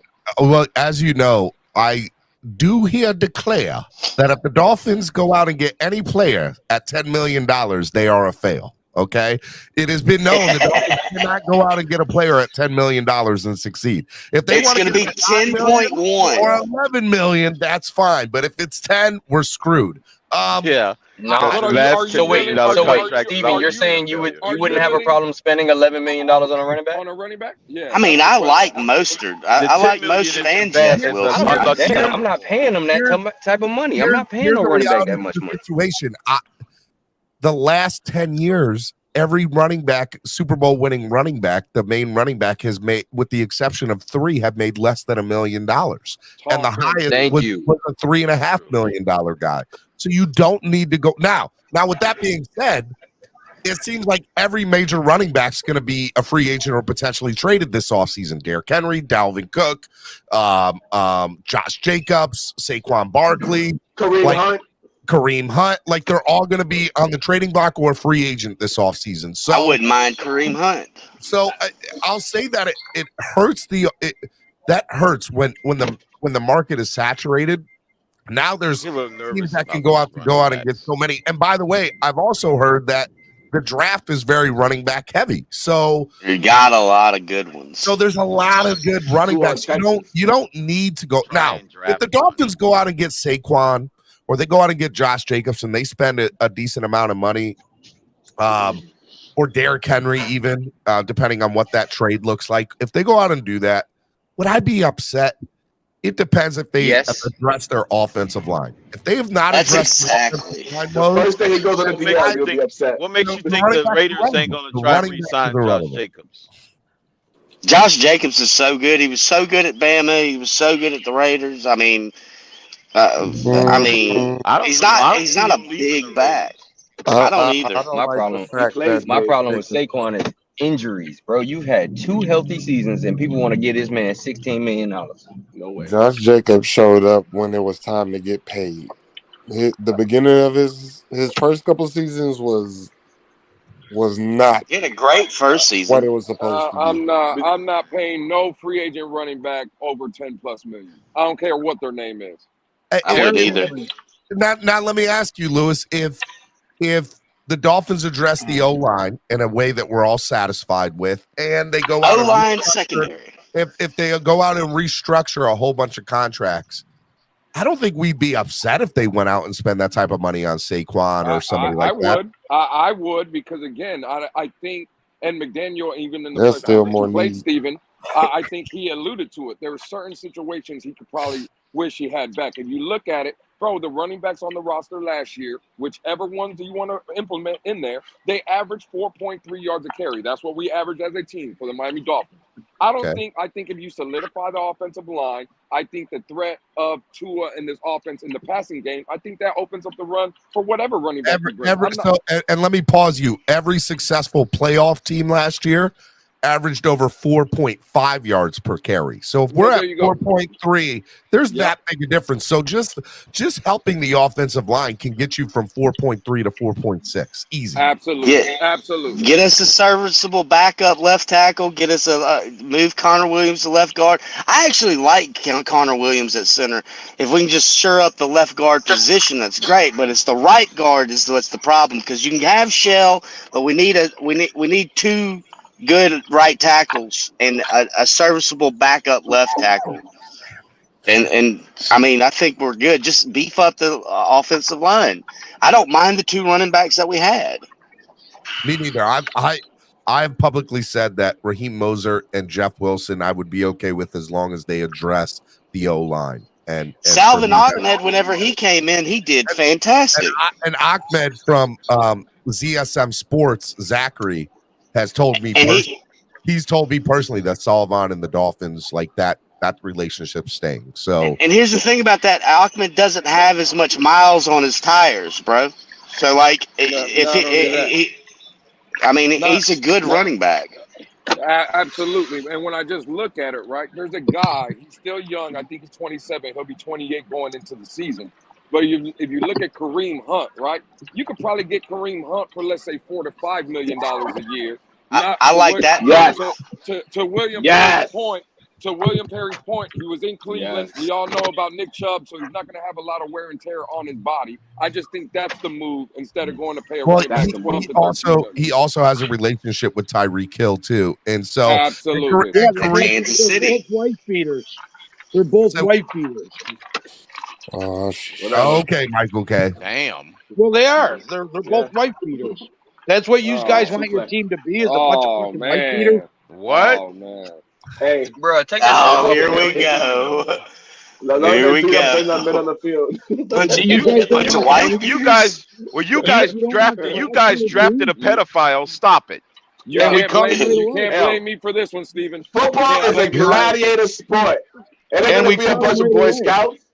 Did they It is know? what it is. Did they know that he was It's a a gladiator pedophile? sport. Yes, they Yes, it was well documented. They It was did well documented. They did a Buffalo Bills full-fledged dossier on him. No, wait. Hold Wait a on, Michael. The Buffalo Bills knew of the allegation with the punter.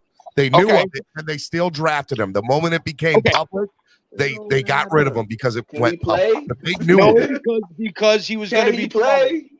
because he was going to be charged. They There's knew a of the difference. allegation. They knew what the deal was. They knew there was a chance he could be charged. You're right, but you know what? There's also all kinds of allegations all over that are proved to be not true. Correct? Okay, I mean that's true, but You do know you're innocent until if proven you guilty. say, look, am I condoning what Tyreek or those guys did? No. Kevin Lee, When by they the were way, kids? When they were I don't know. kids? Yeah. Kevin Lee said, "Get out of here, Michael." Thank you, Kevin Lee. Hey, guess what? The Kareem Hunt thing, Kevin Lee, I don't really Kevin care Lee. about that. I don't really care about the Ray Rice thing either. The only reason I that care looked about bad what's was on because the he knocked field. her out. You know I what I'm don't care saying? about what's going on off the field. I care about what's on the field. I mean, look, do So I care y'all about too far in it. Listen, man. But if you Sometimes think you don't think we need to get. We need to get back. If we stop rooting for teams because of the people, what they did off the field, I mean, there would be a lot of the NFL that would not We be have playing. a bunch of. Yeah, it would. You know, we'll have a bunch of. and by the way, I'm not condoning anything, but at the end of the day, go look at your closet too. You think you're perfect, and I'm not. You know, Exactly. I think we It'll should be a all go monastery, back to a little bit of Sean Connery type discipline for these women out here getting ignorant.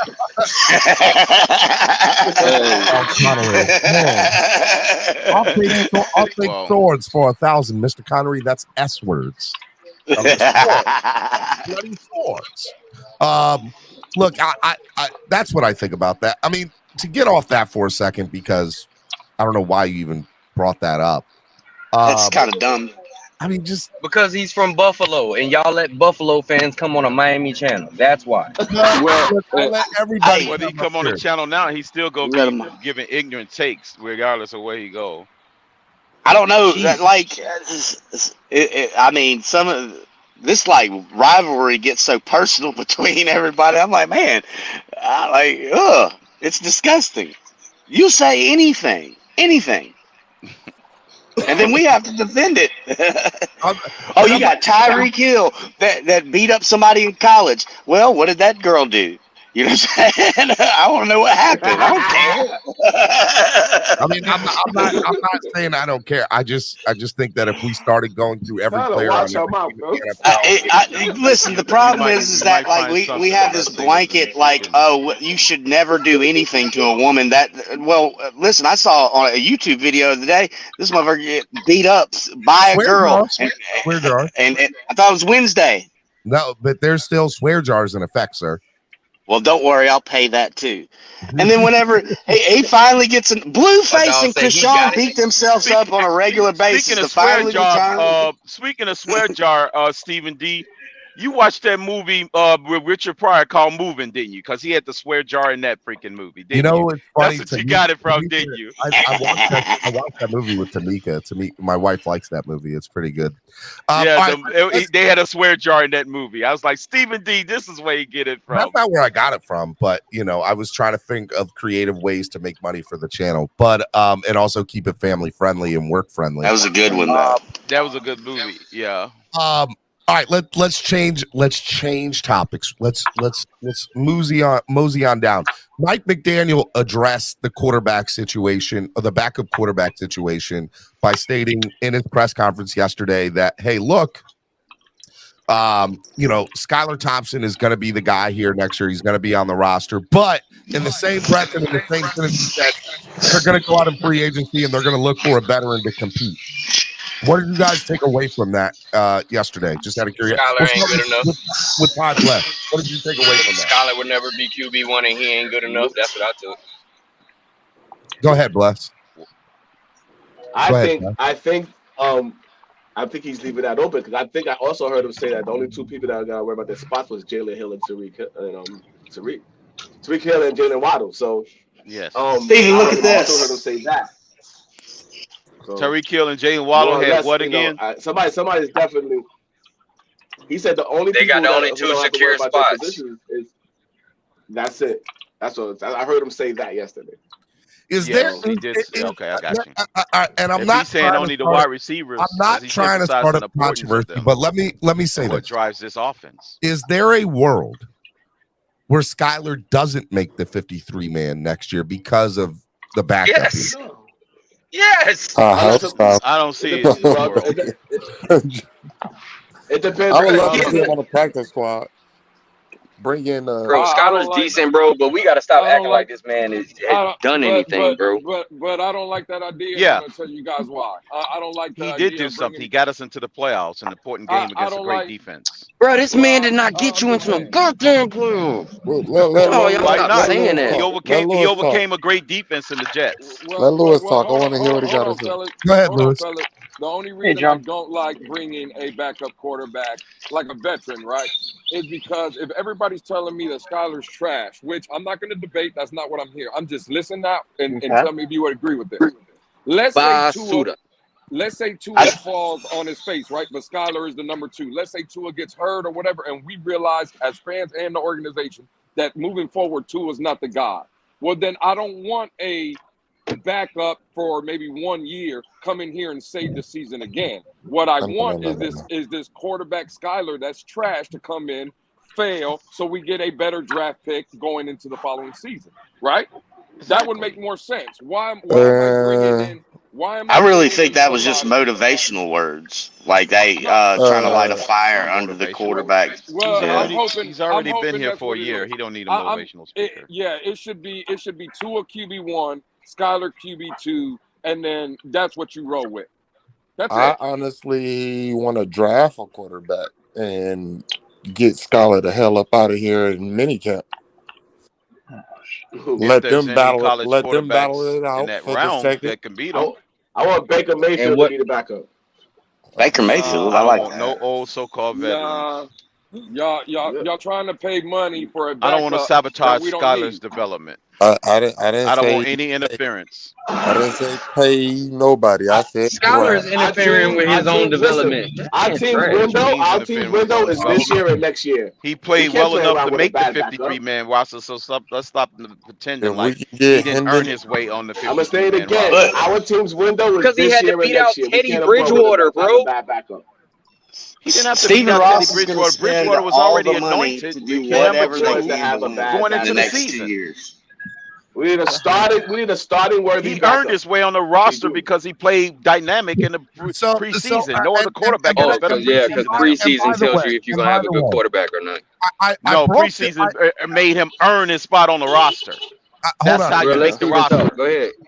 Let Steven talk. Go ahead. I brought this scenario. I asked getting selective amnesia scenario from the standpoint because we walked into last season and we said it. There's no way that I said it. And I know a lot of us did. There's no way they keep 3 quarterbacks on the roster. That's just insane.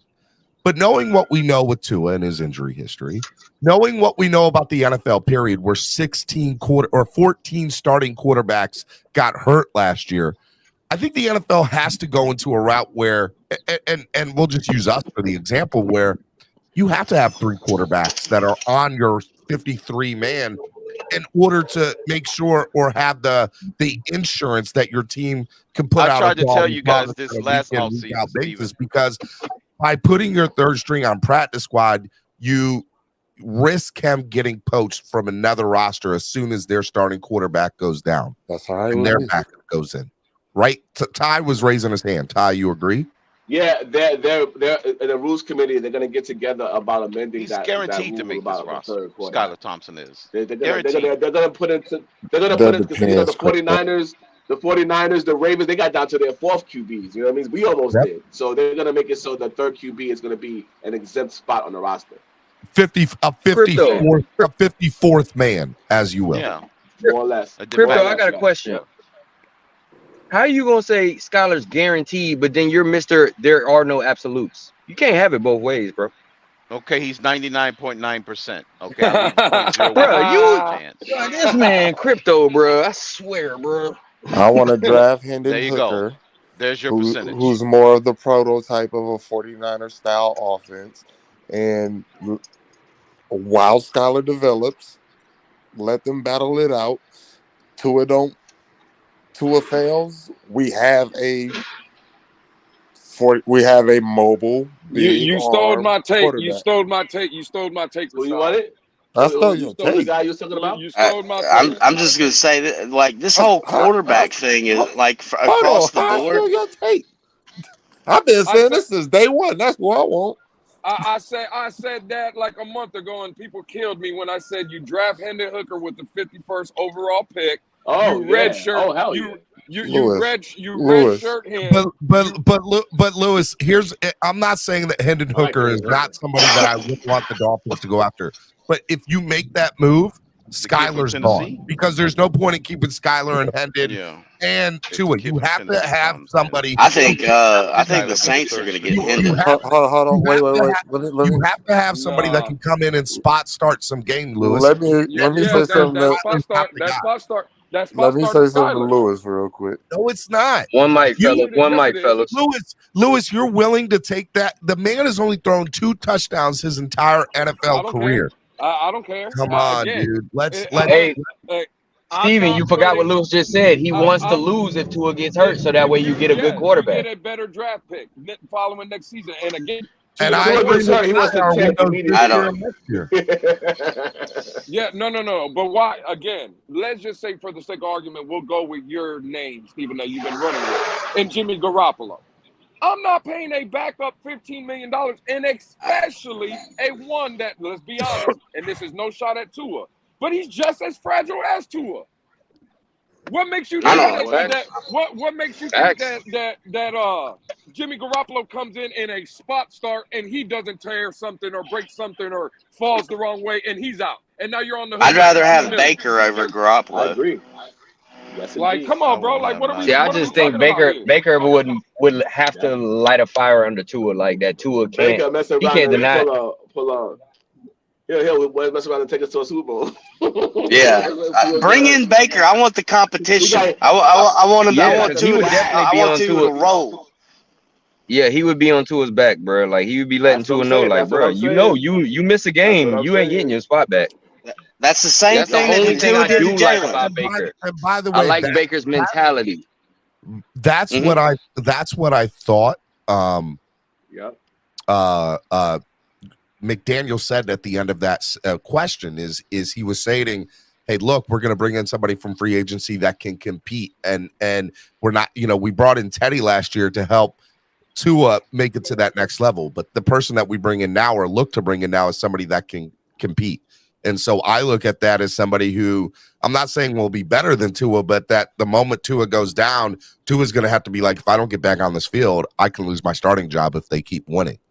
Exactly, and that's the only reason I like Baker, for that reason alone. Because I will also say, from the standpoint of the Dolphins, when you look at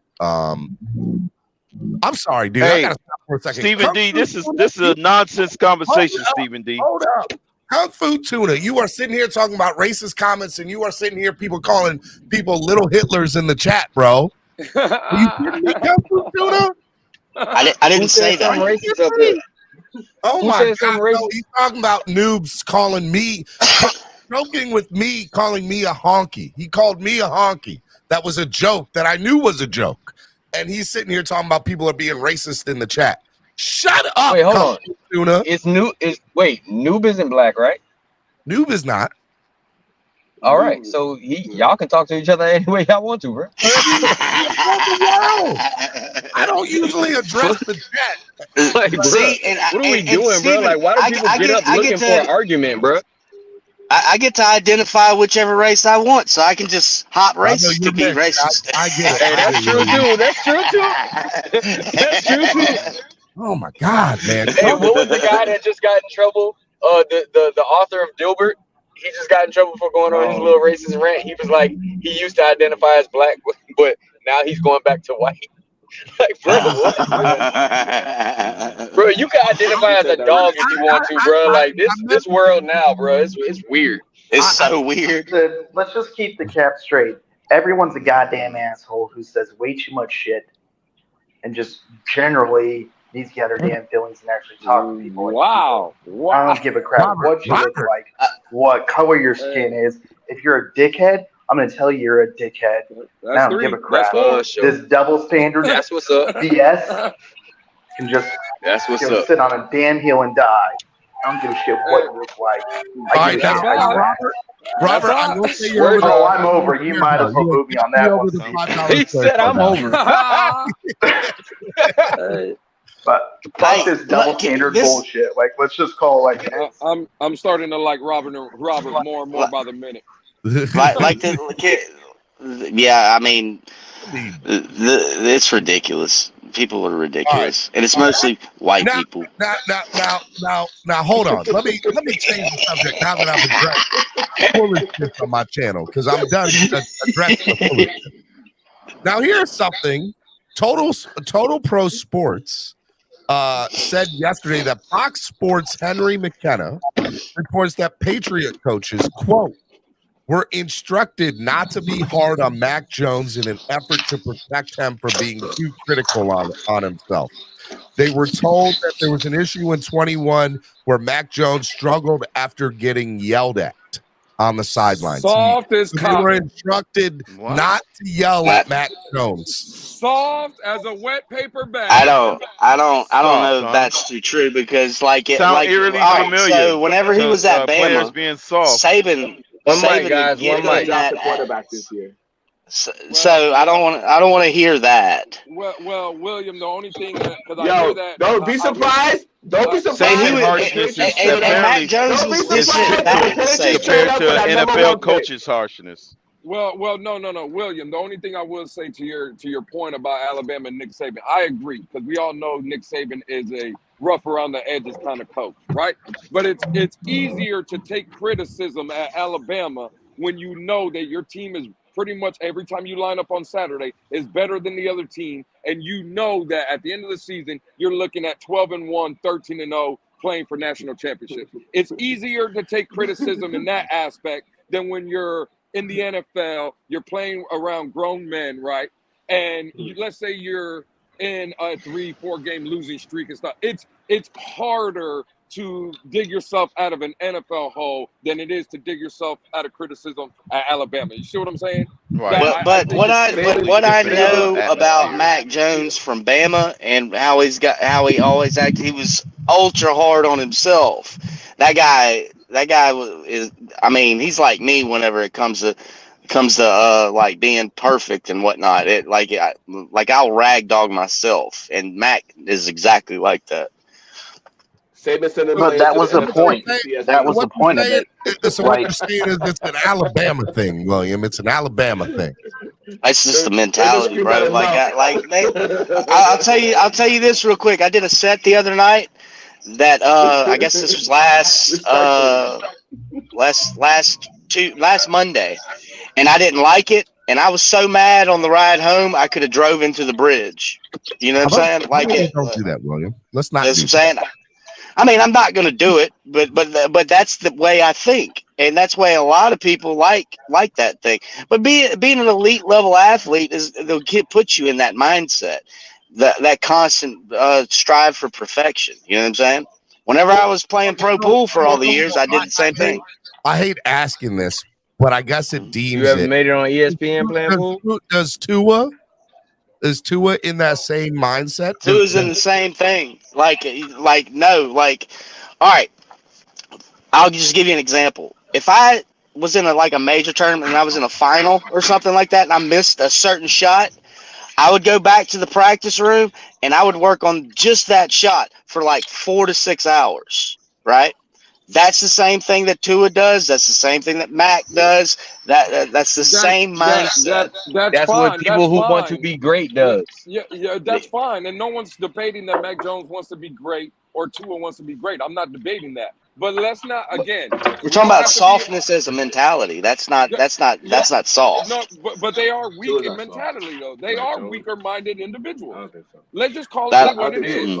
I don't think so. But hold up. They should be able to deal with internalized tough criticism regardless. Yeah, they're just weaker-minded. Again, you see, this is I tell Steven all the time when we're talking personally, right? I've had this conversation. Look what Steven did today when he seen something he didn't like, he addressed it. Because eventually, when people are going at you, it wears on you, and Steven had enough, right? And that's what I appreciate with Steven. It just seems to me, and I could be wrong, this is just my opinion. When I hear a story like that about Mac Jones, when I hear a story about Mac Jones, where the Patriot coaches were advised not to talk to him a certain way because it bothered him, bro, that's a weak-minded individual. I'm sorry. I don't think that's true, though. William Perry. So now it's not The only reason I believe it is because hold on. Tua had the same problem with Flo. He didn't want to be talked to a certain way. Now you're hearing the same thing about Mac Jones. Flo was in there like he was. Hey, let Robert Hold cook. on real quick. Robert cook. Go ahead, Robert. So, Perry, I have to disagree with you here.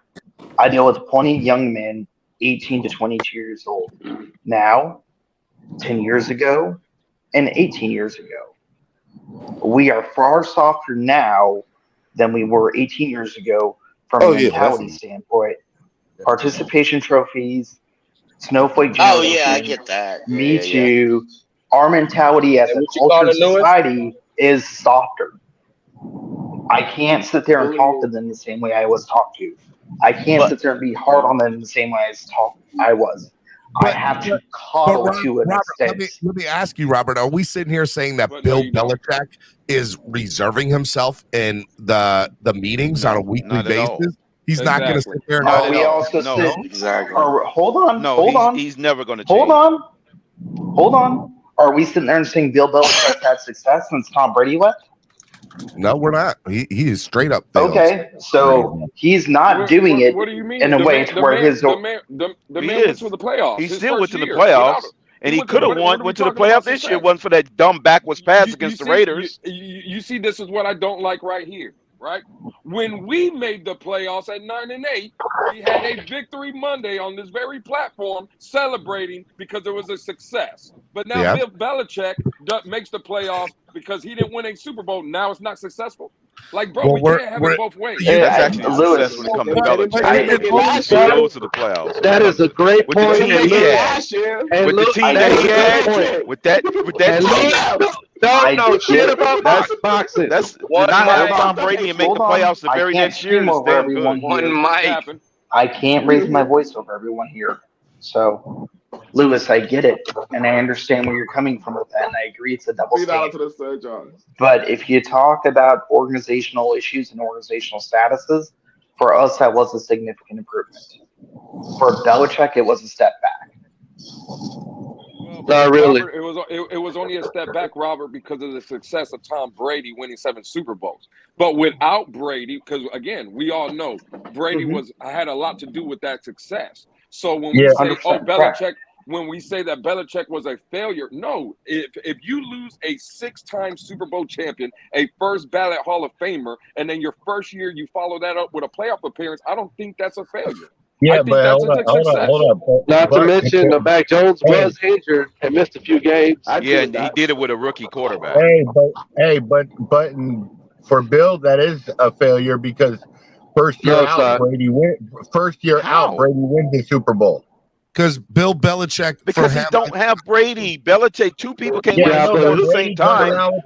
Brady turned around with and he had a more loaded team in Tampa than he did in exactly right. What Crypto just said is exactly right.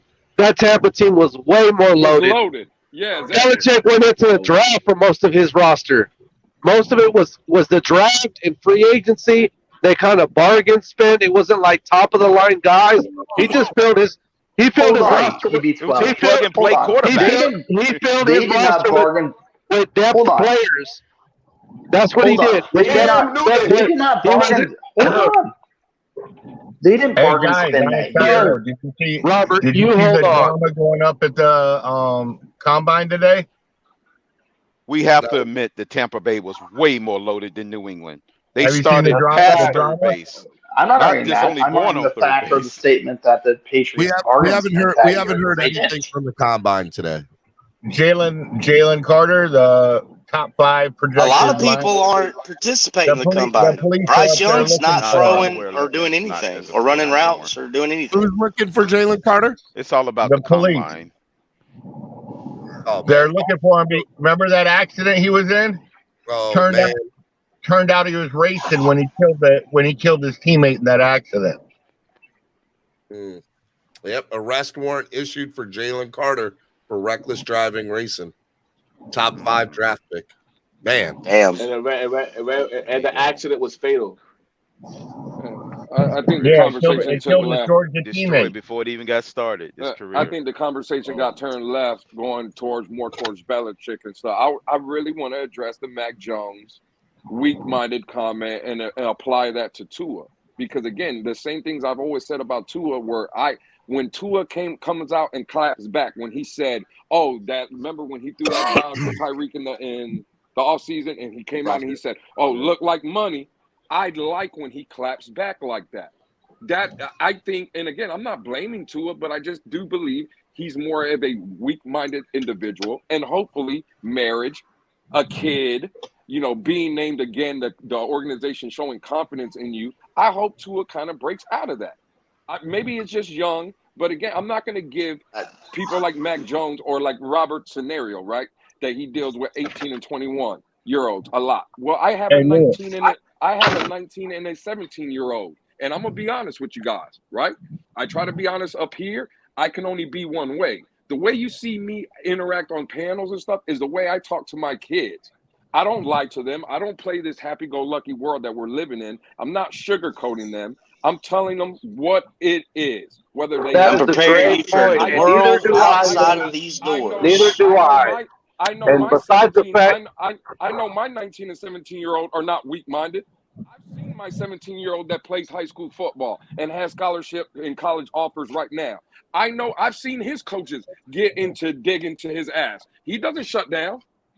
He doesn't sit there and pout about it. He doesn't come home and say, "Oh, Dad, I want to transfer schools," or "Oh, Dad, I don't want to play no more because this coach was told me I was playing bad." He don't do that. So again, I just think that, to Robert's point, I do believe the world we live in now is a little bit softer. But now when we come out and make excuses for it, it's never going to change. I'm not, but I'm still like not diving on that. I don't take the excuse. I just think is it the screwed world? up right now. Is it the Everybody up here world? that has kids. One mic, bro. God, dog. My fault, Esther. Go ahead, Esther. My fault. No, I was just saying, is it the world? The Dolphin fan base?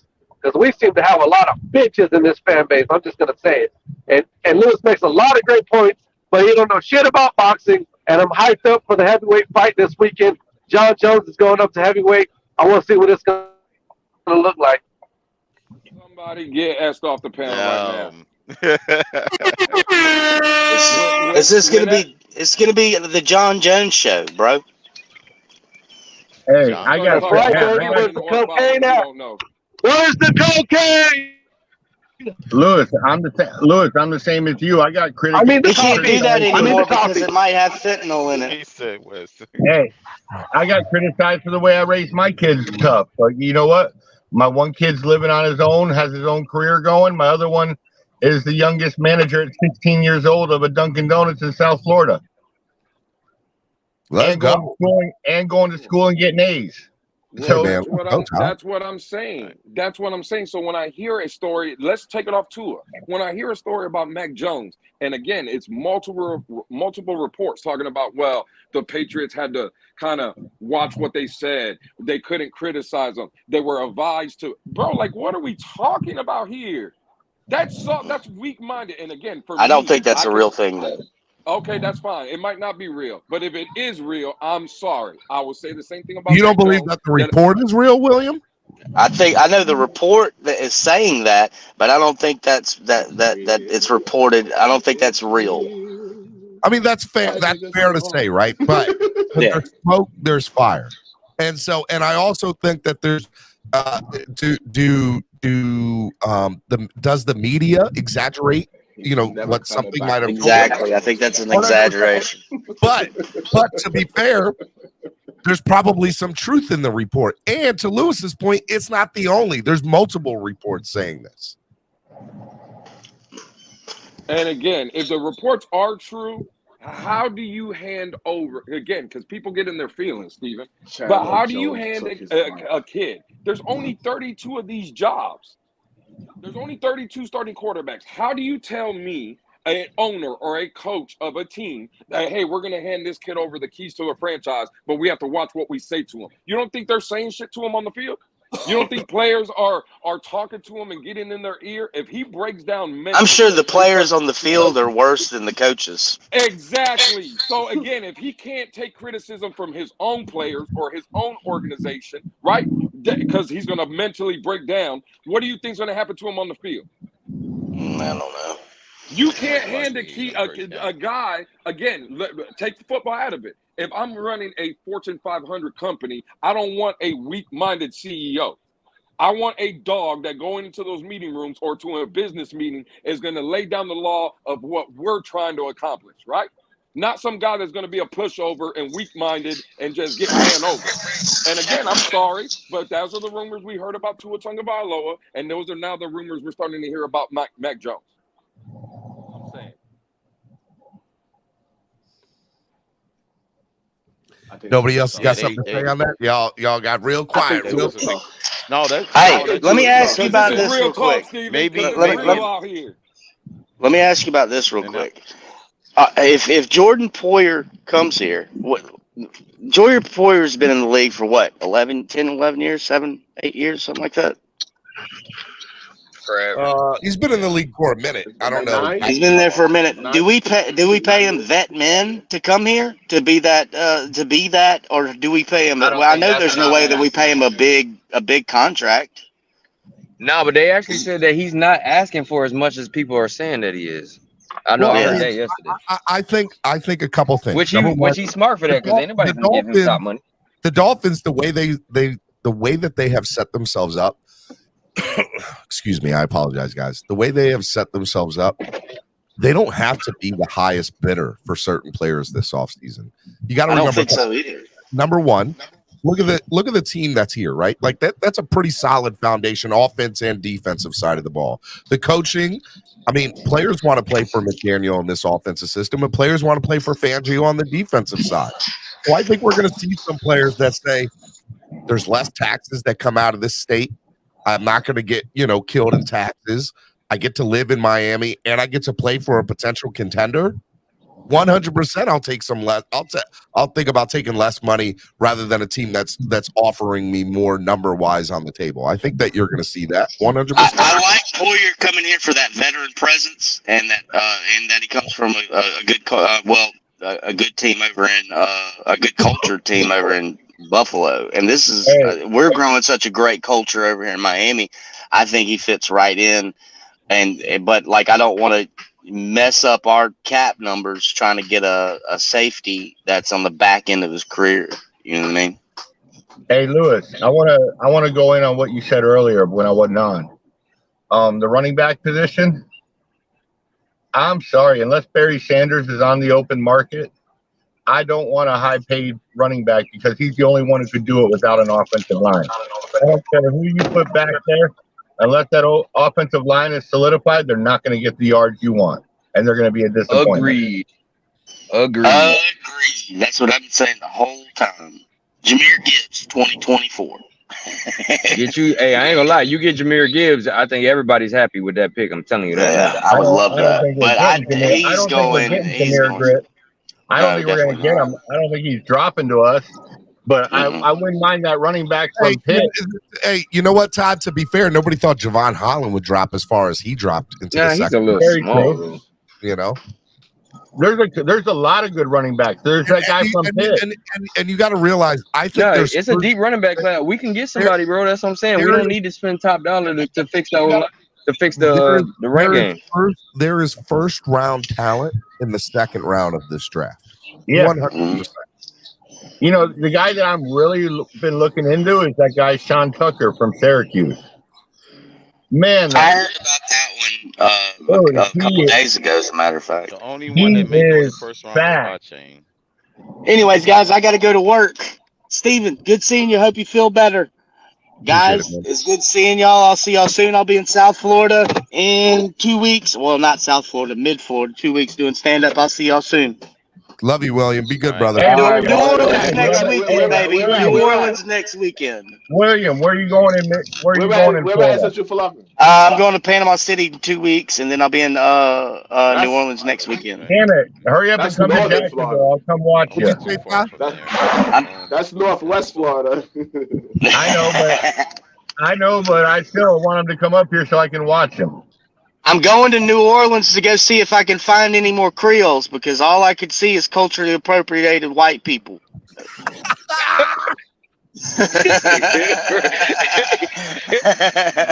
Hey, William, stay black, bro. Stay black, bro.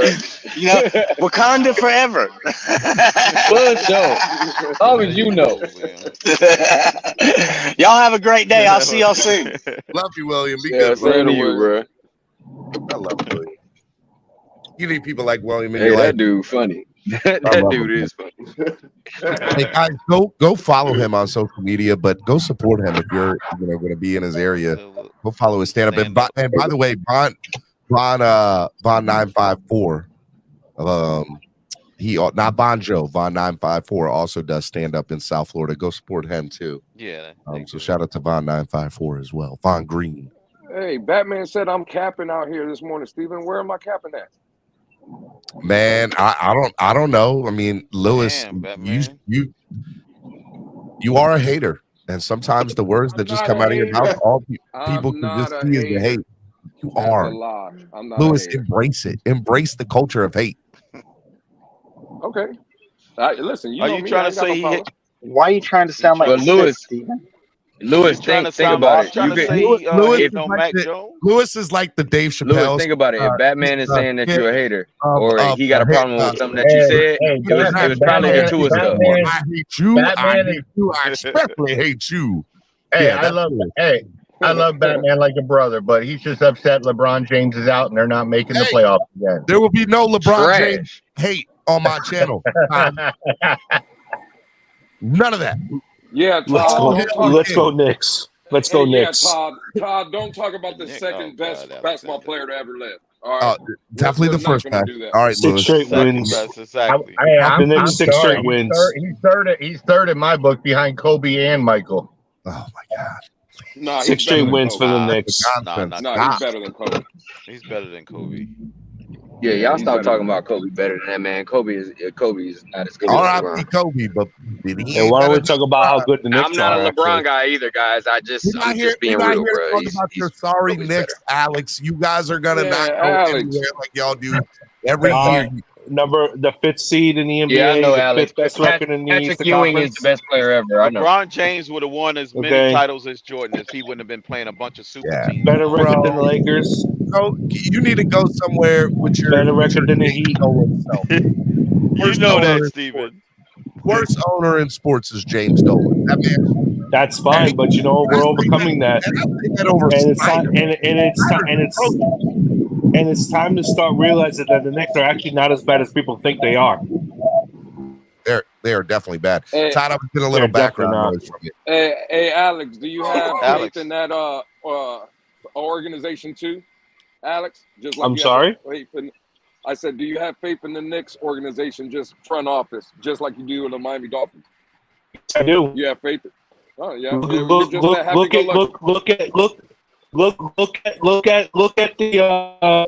the future of the Knicks.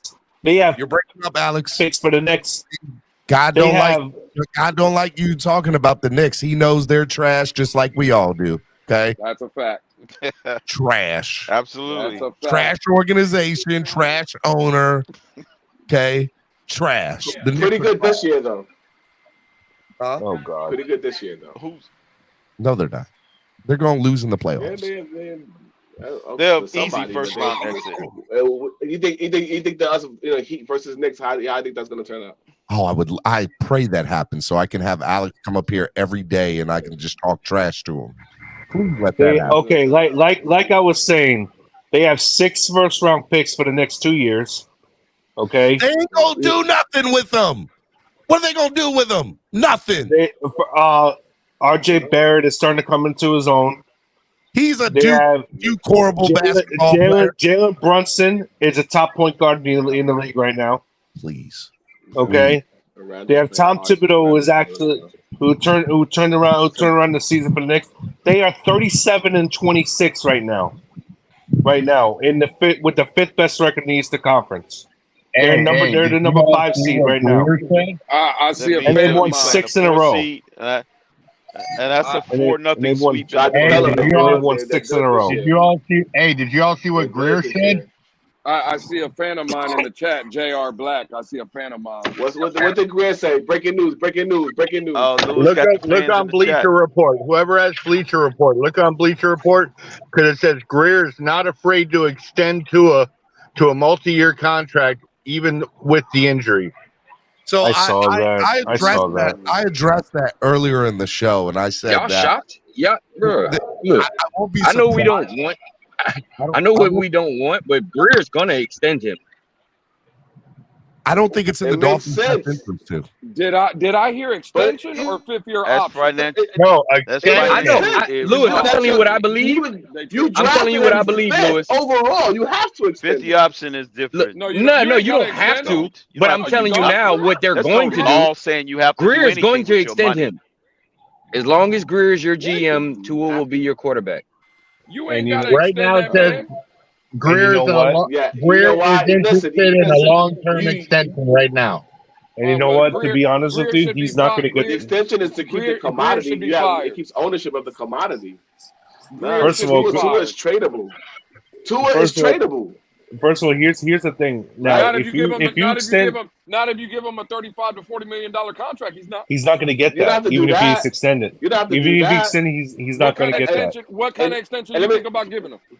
I don't think he's going to get that much. You're probably going to get a backloaded extension where the first 2 years are going to be lower than the $25 million that he was going to get for the 5th year option. I think they're gonna give him an extension where they could get out of it in 2 years. They're gonna try to keep up with the Joneses and try to pay him a lot of money. You know what that sounds like? Yeah, you know what that just sounds like? So they can feel good about themselves. You know what that sounds like? That sounds like Ryan Tannehill, 3 years, $90 million. That's what that sounds like. But that wasn't Chris Greer that did that. I don't give a Chris Greer didn't do that. Alex, you know what? That's a good quote. Might be exactly that. It might be exactly. You can't compare that.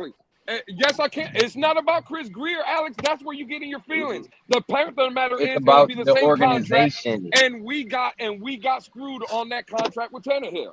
Just we like we didn't. would get screwed. Yes, we did. What are you How talking do we get screwed? about? We get out of Tannehill, Alex. We got stuck with Tannehill for 7 years. I feel differently about Tannehill than I do about Tua. I'm sorry. But two different players. One's a lot better than the other one, in my opinion. Sorry. It's a different risk. The difference is with that is because the dead cap was not as big as with Tannehill. Tannehill was never the league's number 1 rated passer. Did you find the story? Yeah, so the Dolphins never had Derrick Henry on their roster neither. Thank you. Ryan Tannehill benefited from Derrick Henry. Let me stop because y'all trying to get the hater up out of me. I know y'all. Y'all trying to get the hater out of me. Hey, Steven, I hope you get well soon, my brother. You're a Canelo. I appreciate it, man. Me too. A back like Henry. Imagine the play action with a back like Henry, with Tariq Tariq and Waddle. Oh my Oh, God. well, we can. Certain quarterbacks can have those weapons, Oh my but God. other quarterbacks don't get the right to have that sign of weaponry and have the same analysis. I get it. Hey, real quick, I want to invite whatchamacallit? Oh, crypto Kung Fu Tuna Ryan to come Tannehill on benefited. and address me face to face. Because Uh-oh. I'm over him being a warrior in the chat. Yeah, this is what I'm talking about. Keyboard. All right, well, feel free. Steven, I will drop down if he wants to Know come that up. little bitch, Steven. Feel free to debate me on the chat, my guy, or I mean on the panel, and we can hash this out because I'm over you, my guy. Over it. Wow. I don't get over it. Wildin'. Wow. He's probably gonna be a typical Bills fan, run and hide now, or stay in chat. Usually Michael K. Usually Michael K. will come up. I'll give him All right, here you credit for go. that at least. Yep. All right, Todd, I'm gonna move you to the back. Yep. All right, Mike. What's up, man? Floor is yours. Everybody's quiet. Floor is yours, Michael.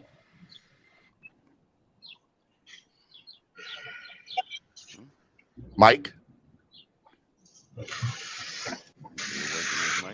Michael K. Michael K. Floor is yours, my guy. Stage fright 101. There he goes. Oh, there's the Bills. Familiar. Michael K. You there?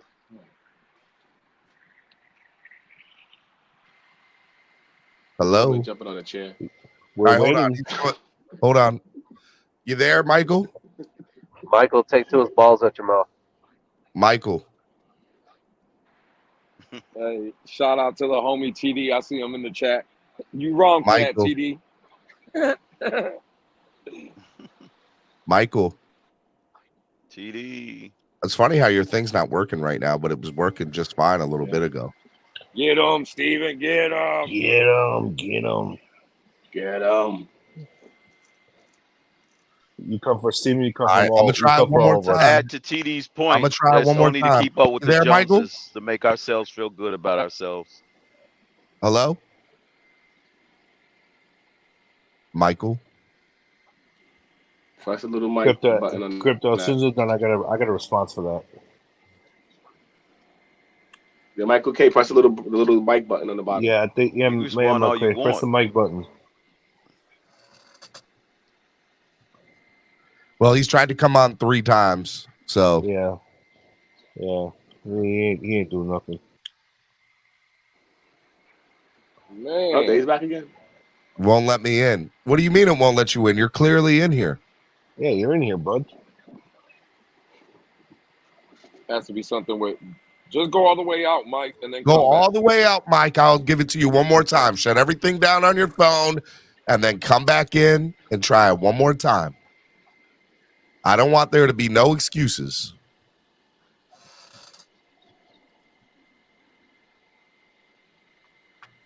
That Stephen D didn't let you come in and address it.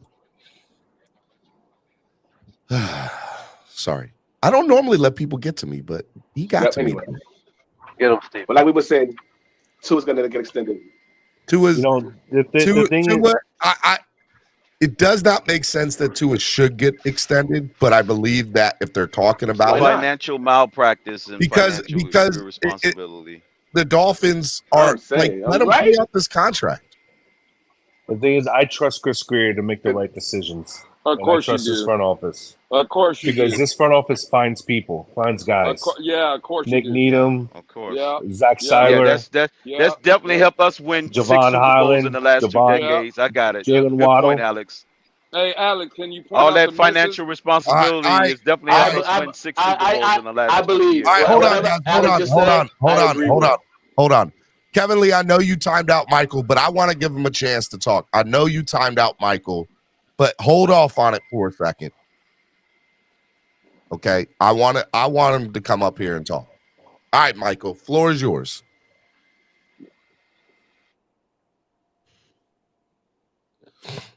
Hello? You there? Michael? Oh, hostility. That says hostility. Michael, we hear you. I'm trying to say something. That says hostility. Michael. It's a lot. It's really cold up there. That's what it is. Okay. That's embarrassing. Michael, wow. you there? He probably got a bad connection. He probably trying to get somewhere where he can jump on. I'm sure he'll jump on when he can. Michael? Yeah. Oh, he's been on He earlier. had the Chargers talking next about- time. He was on earlier and there were no issues. And I normally He don't might have a be in a problem. different. Well, he could be driving. He might be in a different spot right now. You right. You gotta remember, it's midday. It's Well, midday, well- bro. A lot of people working. Well, but just let them address it in the chat, and then you address it publicly with the microphone. All right, Steve. Michael, if you can't Yeah. address it up here, go into the chat. Nobody's going to Yeah. time you out for a minute. Yep. Say what you got to say, and I'll address it. That way you get all of it down. They say you got black Air Force energy. Oh my God. I love it too. I'm not normally like this. I'm not this guy, but I'm telling you, I'm rubbing off on you, Steven. That's what it is. I'm rubbing off on you. it's funny because I do get a lot of people that are like, Steven, you let a lot of stuff slide. And I'm like, it's not a let stuff slide. Like, I ignore a lot of stuff. Lewis, what did you give this man today? I've had conversations with other people in this community where I'm like, ignore the chat. It doesn't matter. Just ignore the chat. And I 99.9% of the time take that to heart. Like, I'm very good about it. Like, haters are going to hate. Now you know whatever. how I feel, Steven. So now you know how I feel. it's not that. It's come on. I've been doing this for 2.5 years. How many times have I ever addressed somebody in the chat? This might be the first time ever. Actually, now that I think about it, so like just straight up called somebody out that was addressing me. Stephen D took a page out of EM's playbook. Well, Addressing people in the chat, setting them straight. I feel like Bobby Wagner. He ain't lying. He ain't lying because Steven always tell that man, yeah, stop reading the chat. Him in color. I'm always like, don't worry. Don't read the chat. Don't worry about it. Y'all. It's okay. It's okay. Edmonds or Bobby Wagner? Boy, Von Joe is on one today. Von Joe's on one too. Lance, what's up, Lance? What's happening, my man? Can you hear me? I'm sick. That's what it is. Oh, damn. On this NyQuil and DayQuil. Sick of Mike? I mean, sick of Mike and his trash talk? I would never say that I'm sick of somebody. You know what I am? I am sick of his trash talk today. Shit, why not? Hey, Lance, Tua's getting extended, Lance. God, I hope not. Don't. Come on, man. Get Lamar. I don't care what we got to do to get Lamar. Just get Lamar. Y'all gonna make keep wishing upon that DLT star. pull them over. Yeah, Just I shake keep the whole wishing. team and Hey, I wish turn it to the upon. Baltimore Ravens. I wish upon that star for Lamar about as much, and I'll probably come before true than Tua becoming the great quarterback that everybody thinks he is. What is a realistic trade? What is a realistic trade for y'all for Lamar? Let me hear y'all. Three firsts and 2 seconds. I mean, how many times do we got to tell you? There's a person that, again, not even trade him for Lamar, but he should be traded, and people don't like hearing that name, so I'm not going to bring it up again. But we all know who's going to get you the biggest bang or the biggest return for the trade, and That's not enough. That's not enough, Lewis. I said not to trade him for Lamar. I'm saying you trade him without getting Lamar. You trade him to build around Tua. Lewis, they messing with you, bro. Lewis, they playing with you, bro. You got, why y'all be clowning on my man Lewis, bro? My man's trying to be a realist and talk about the real, and y'all calling him a hater, bro. Why y'all be doing that, bro? Trade who to build around Tua? Bro, y'all, and then you got Rashad over here trying to gaslight stuff. You know damn well that man's with that mental masturbation with all this draft talk and all this trading nonsense. Wilkins and Waddle. Ali, that's you too, Ali. You've been doing the same thing Rashad doing, adding fire to no. I mean, there's no fuel to no fire, asking bro. a question. Cap, I just You said know 2 damn well words the in the Lamar last. talk is not really talk, man. Why you guys do I that to said yourselves, 2 bro? words in the last 30 minutes. What the Rashad, why hell are are you you doing this talking to about? yourself, bro? Why are you doing this to yourself, bro? Okay, you Oh got my it, Cap. You gosh. got it. Wilkins and Cap, I Waddle. was only asking a question. Alec, come on, you know what question you're asking. What if they? I'm a What if they don't want Wilkins? Because I don't think they need Wilkins. I don't think they want him because they already have a defensive tackle over there. Who? BJ Hill. They And don't Michael got Pierce. BJ Hill. You could They never don't. They don't have have. too many They defensive don't have. tackles. They don't have trade BJ Christian Hill. Wilkins BJ Hill for plays Lamar for anyway. You I'm trade sorry, Michael you Pierce. Michael Pierce. Yeah. Michael Pierce. Yeah. Alexander, Alex, you don't trade Christian Wilkins for Lamar. You keep Tua. You build around Tua. But again, to get assets to do that, right? Because again, this year I think we're going to be players again in free agency. But we all know free agency will I think catch so up to too. you. You cannot keep going and paying players, right? So you got to do it through the draft. I agree. And again, to get more Yes. assets to build around Tua, eventually you got to lose great players, just like what we did with Laramie Tunsil. That's how we got a Javon Holland, a Jalen Phillips, a Tyreek Hill, right? And the guy that's on this roster now that's coming for a big payday, Christian Wilkins, can go get you the bag. So again, we have to get on our feelings. Are we in love with the logo or are we in love with players? If we're in love with players, then give Christian Wilkins a bag. If we're looking for the long-term investment of how to keep building around Tua and the young talent that we have, you have to give away pieces. And it just is what it is. You can't sign everybody. You're not going to be able to sign. wanna You're trade never him gonna inside have. the You're never gonna AFC? have a. You guys are looking for a perfect balance, Actually, which you're never I gonna don't get. You have disagree. to I don't disagree sacrifice. with Lewis. You need to I don't sacrifice, and disagree with obviously you guys Lewis. don't want to sacrifice at all. I don't. Lewis. I don't disagree. I don't disagree As long with as you you on don't that, trade Lou. him in the AFC, I don't care. But Lou, let me ask you a question. If Don't you you lose think? Tyreek Hill, who do you replace Tyreek Hill with if you lose him?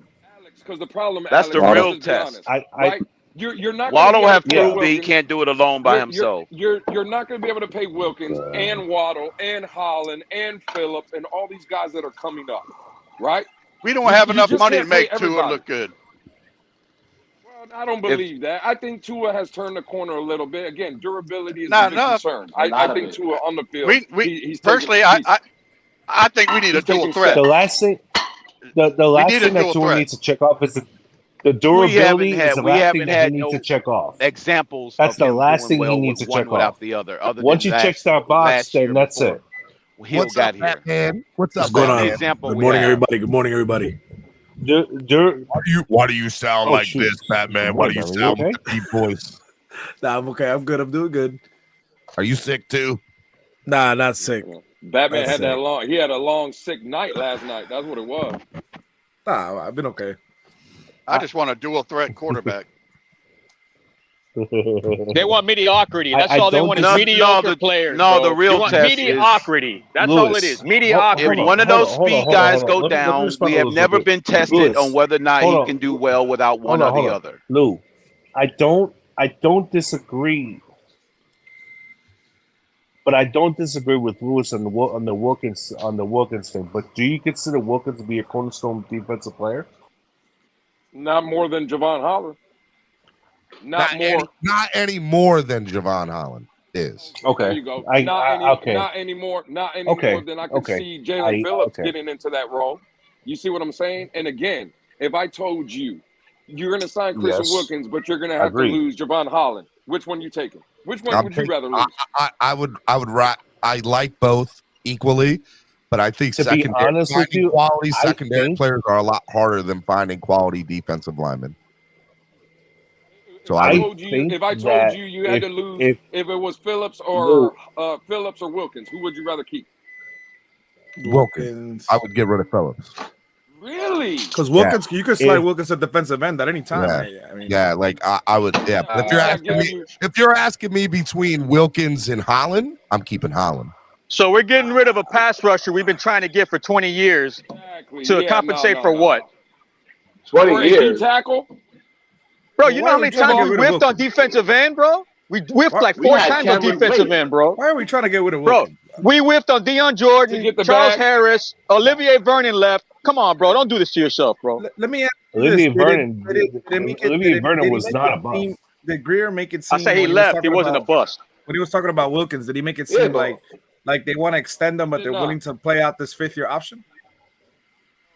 Again, they're probably going to give him the bag. We all know he's probably going to stay here. What I'm saying is, So allegedly, he said today at in Indy is that they're open to exploring the idea of extending Christian Tua. Wilkins.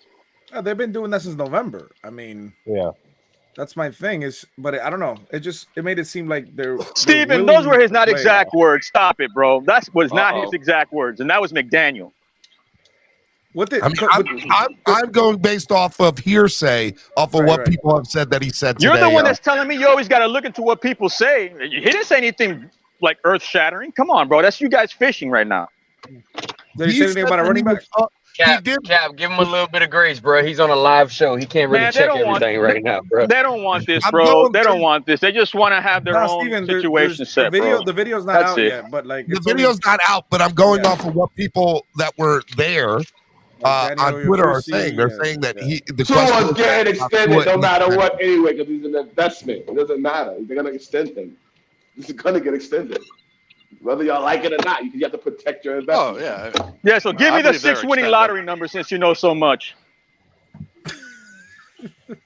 Boy, that boy Cap came Jesus in Christ, here. bro. These guys, man. Player scratch off. Bro, this is clickbait time, and you guys are too hyped up about clickbait and Combine. You guys Yeah, I do this to agree yourself with- every year, bro. I agree with whoever Like said clockwork, we're- Cap. as long Batman, as you sure- Greer, as Yeah. long as Greer's here, Tua is going to be here. Whoever said that, I'd agree with that. Yeah, that that's what I was can saying agree earlier. with because if hey, he's here, he's yeah, going to take Batman. advantage of that. That I agree with. But who said? But who Batman, said? y'all sure who Cap said for real life and quick? Mr. But to Negative be- not the same But person? to Who be said- who premature said real about quick? a contract, you guys are too quick to sign somebody when they still have 2 years to prove themselves. Hold on. Let me state for the record, Cap. I said this morning, and I said just a little bit ago, I don't think the Dolphins should extend him. I think they should allow him to play this year on the contract that he's on, and if he does well, talk about it next offseason. Oh, Steven said that? I said that. And I Steven did say that. And that's I- a bad, oh, that's a bad idea. I said That's a bad idea because that's it's not a gonna- bad idea. That's a bad idea. I feel Oh, a now Fred it's a bad Sanford idea. moment. Oh, now it's I a feel bad a Fred idea. Sanford moment. You get his 4th year and 5th year, plus you have 2 franchise tag years that you can hit the franchise tag on him. Bingo, which he's not even eligible yet. commit to He's not even somebody that eligible has yet to for a be a franchise franchise tag. guy. It does not benefit the Dolphins in any way, shape, or form right now to extend him. Personal Thank opinion. you, because thank he's- you, he- Steven. What is He the hasn't- rush? He Thank you, hasn't been Steven. declared the franchise guy. This is That's this is them where trying I'm to at. keep This up is with where the I'm at. Joneses. So- He's like I've not been saying all eligible to be along. franchised yet. I agree. He's still with you, not Steven. eligible to be franchised yet, bro. I've been saying this for a while. Like, let him play out the 4th They year. see Let him everybody play- in his draft classes being And- extended, and so they I want to was try to looking- keep up, and they I was trying to do looking it to keep To up. franchise Tua, it might just be like an extra 15, right? If he balls out this season, right? Yeah, bro. So all that crap about whether I like it or not, it's not about that. It's about reality and money since you guys love money so much. Now, for if Kelly. if you're talking about extending Tua or giving him the 5th year option, and they can get you the money you're gonna save from that 25 million, 30 million you're gonna save, you can get a Tremaine Edmonds and possibly another Poyer because of the money you're saving. You can then. double Hell yeah, dip, I'm bro. extending him. Then I'm I'd extending rather him. double dip. You can Yeah. do that without extending them. That's why I don't think that Tua. That's why I don't think that Tua will command a lot of money, and he knows. You'd rather it get because 5 guys here's that the are thing. proven Hold or on, waste hold your on, money hold on somebody that's still injury hold prone. on, hold market on. right now. Tua's market right now. Alex is Exactly, 35 Cap. million on supposed Thank to. for Caleb. Batman, no. Crypto, no, talk no, to them, no, bro. no, Educate because them, Crypto, wait, please, here's bro. where Thank you're for wrong. Caleb. Here's Yeah, that's here's where you're financial wrong. irresponsibility. Here's where you're wrong because let me tell you I'm just something. What telling the You want to Dolphins can bring invest to on the a table- player that you don't need to What- invest in 1 year premature, and you don't want to Listen get to 5 what I'm proven saying. players. One mic, bro. You'd Y'all rather stop pass talking up over on each other. 5 Listen proven to what I'm players. saying. The Dolphins have the leverage. Guys, can I just explain, please? Tank for Let Caleb. me tell you something. The reason the Dolphins have all the leverage in the world over Tua right now. The Dolphins have leverage over Tua because what the Dolphins can bring to the table is his durability issue. That's why I think that he's not He's going not to even command a lot of eligible money for a franchise because they yet, can bro. easily hit him That with tells you right durability. there all you need to know, bro. There's no rush to do Alex. that. Why he fired his agent, Alex? Why he fired his agent if they got leverage? because his agent knows what time it is, bro. Apparently, you guys don't. The Dolphins have leverage. Why did Tua Batman, fire he's saying his the agent? Dolphins have the leverage. leverage. You got nothing to do with Tua's agent. That's The a Dolphins separate have leverage conversation. over Tua. Daniel Oyefusi, who was there in Indianapolis, who was there this morning at the press conference, said GM Chris Greer on any concerns about Tua Tagovailoa's durability. I can't lie and say no, but it's not something that's going to make us wait to do something long term. Okay, so they are considering at the very minimum of extending him. The discussions You can dissect that any way you want. Right. They were talking Can I- about it, Steven, can I and then just after ask the a Green Bay question? game, they stopped. They Well, did there stop, goes but your now Tannehill trap. They started talking again. They just started talking again about it. But they Can were I ask talking a about it question of previous to the Green Bay game. Who was the guy up here that said you got to extend them because you got to protect your investment? Who was that? Yeah, bro, that guy That was talking Ty that premature said out his that. butt, bro. That was ridiculous. What was that? I think it was Ty. Okay, well let me ask Ty a question. Are you extending Austin Jackson because he was also an investment? He was the 18th pick overall. Are you extending Austin Jackson? Are you protecting that investment? Or no? Are you extending Noah Iguodala because he did win a game for you single-handedly? Y'all stop asking Are stupid you protecting questions. that investment? Come on. Come on. Y'all know the answer to this. Listen, what's good for the goose is good for the gander. Let him answer. Let him answer. Hello? Well, was it not, any of those players the number one passer in the NFL last year? I don't think so. So Tua is a tradable commodity on his numbers alone. That's why you protect the investment. Yeah, we can get a second or third for him. Ty, but who says that if Tua plays a full 17-week season, right? Because we're making it seem like he was the number one passer. I agree for 13 weeks. But who's to say that he was the number one passer? No. At the end of this, at the end of the season, the stats show that he's the number. It doesn't matter what he did. At the end of Tua's season, he only played 13 games. Okay. He locked in 13 games. He didn't lock in the other 4. That he would have played against the top defense in the Jets twice in Pittsburgh. The Still numbers have the same stats as Herbert, Crypto. in New England. Yeah, but those numbers protect that investment. That's why you protect that investment. Skewed. No, it didn't. That numbers were skewed because of the Baltimore Ravens game. It's skewed because one game. So you taking away from him from making a comeback? Yeah, because they put him out so far ahead.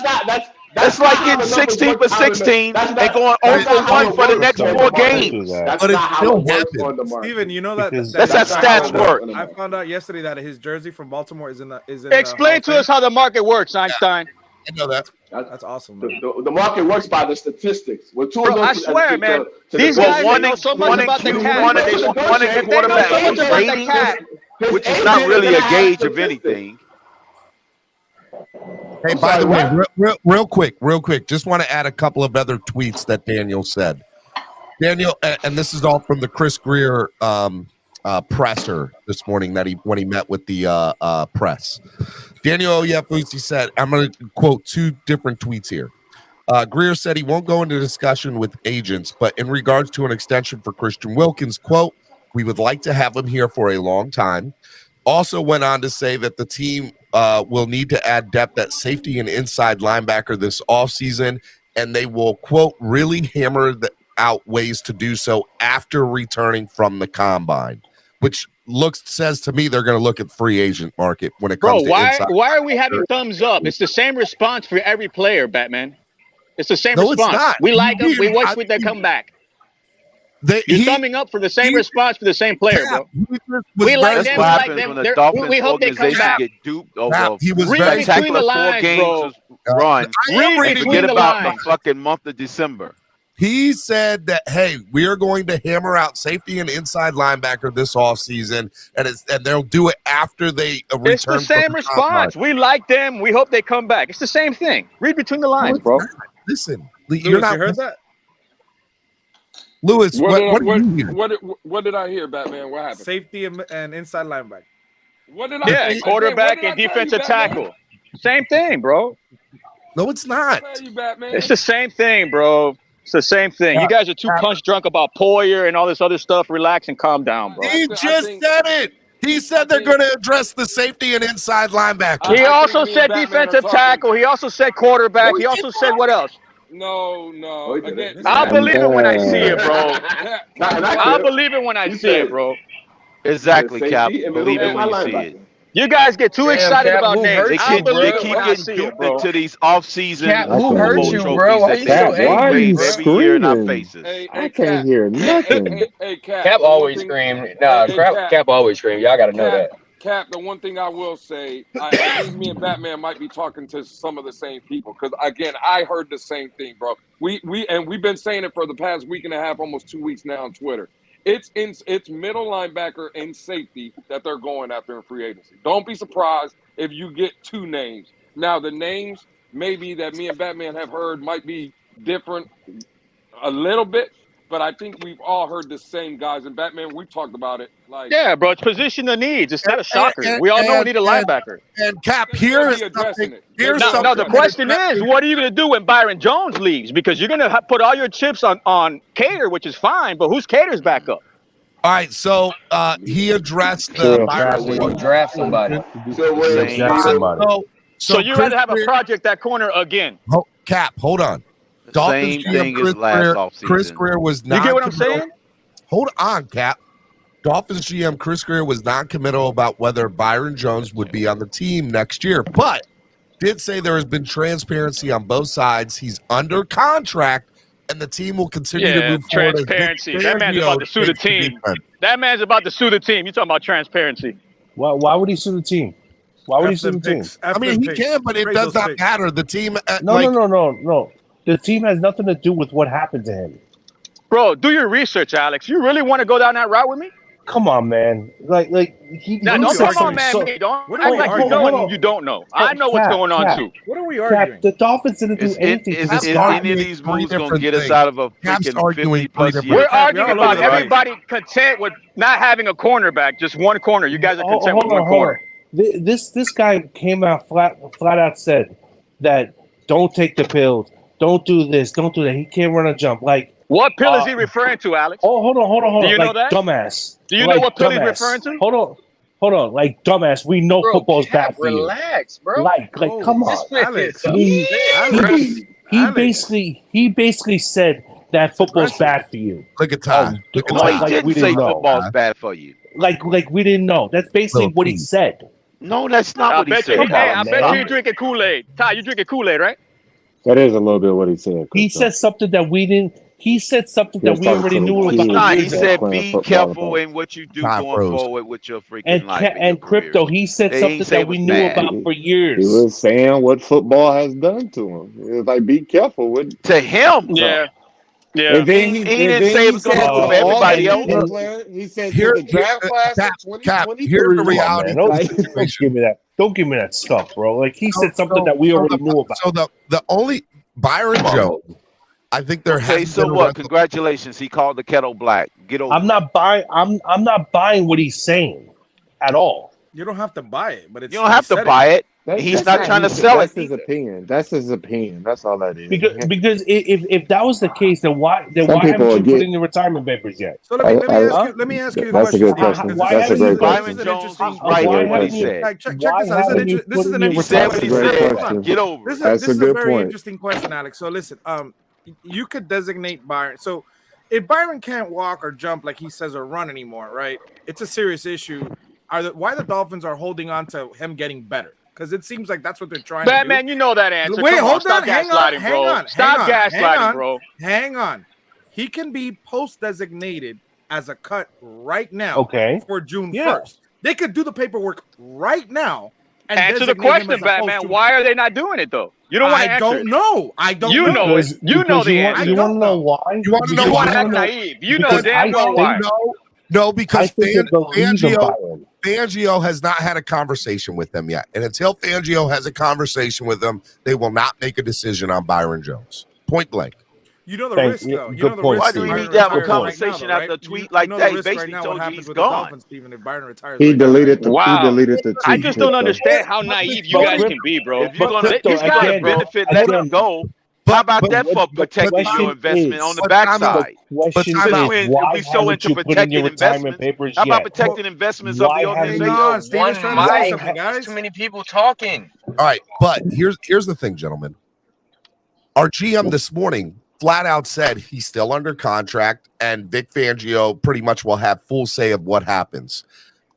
that's the bottom line to this. Fangio is going to have final say on what happens to Byron. If he wants to retain him, that'll be between Fangio and Byron.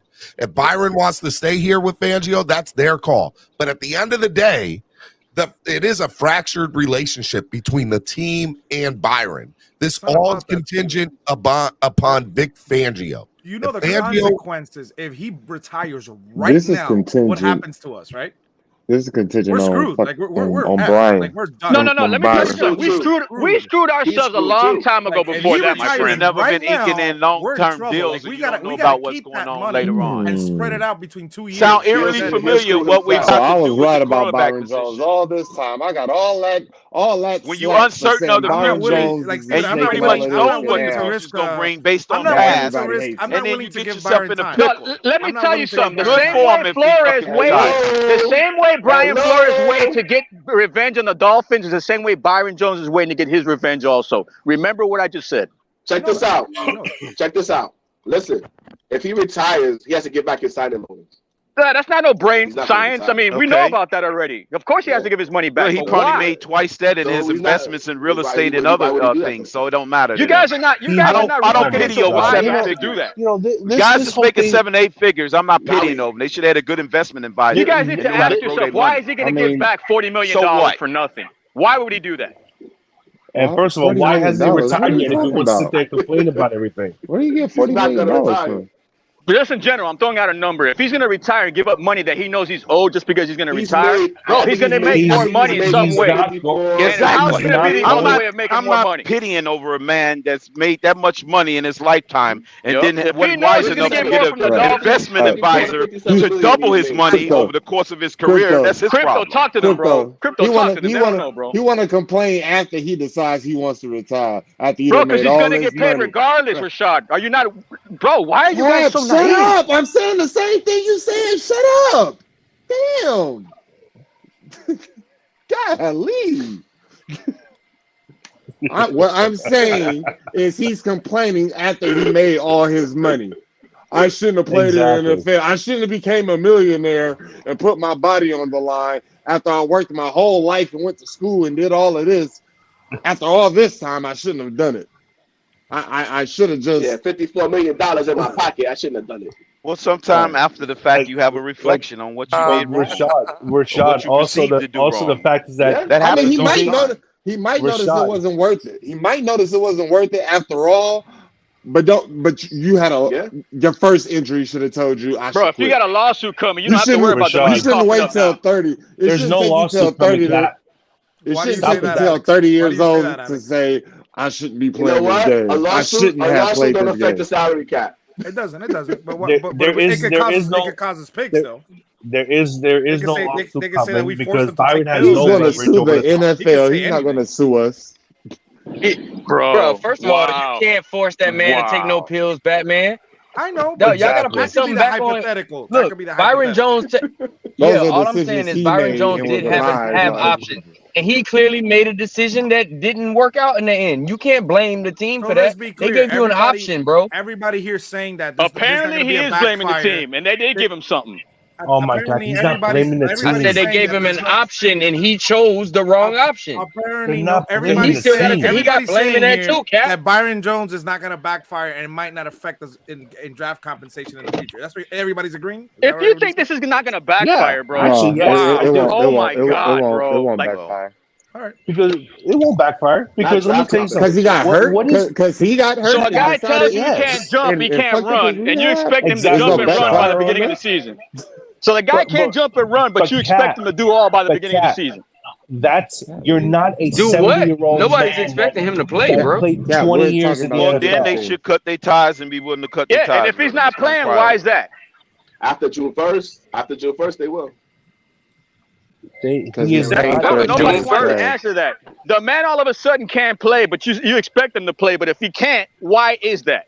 Who's expecting Who him to expects play? him to play? You keep saying that. Who's expecting Yeah, A lot answer of the last people part was though. If expecting he's him not to play. going to They were play, saying he he was can't sitting play. down Why because he is was it that he on track. can't play? Why is it that he can't Because play? he made fucked up decisions his according leg. to him An apology injury. because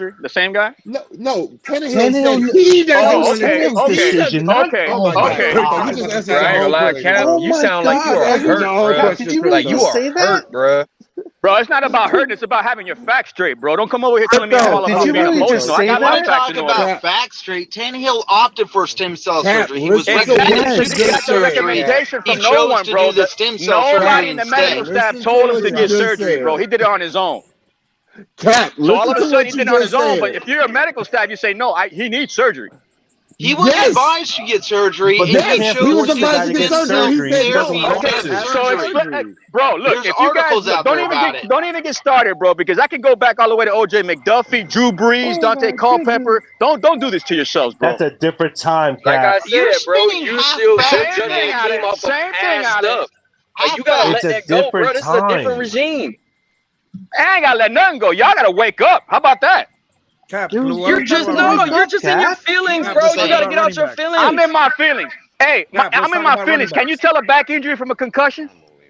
Cap, let's talk about Oh running my backs. God! Bro, what that Stop got to do? blaming the What that got to Dolphin do with doctors for me that. saying you in your feelings, bro? Like, Yeah, the same on, doctors man. that got fired, right? The same doctors that are also suing, right? The Dolphin Cap, Man, wake doctors the were Bro, you hell not were up, so man. hurt. Let's And Was then that the let's Dolphins just doctor accept or it. an NFL doctor, Cap? It was an NFL doctor. Cap is arguing with Okay, himself. so that's Regardless of not the the fact team. it's happening. Regardless of the fact it is happening. But It you're amazes me blaming how the team everybody for a doctor knows provided what's by an the NFL. who's payroll. The It's the entire most payroll. two-faced What's the statement ever, organizational dude. Cap structure? is arguing with Somebody his own posts the statements. Like you organizational guys are, you're structure just of the feeding into NFL it. and the freaking the Miami Dolphins and start speaking with absolutes. Cap, how much money are you willing to invest in a running back, Cap?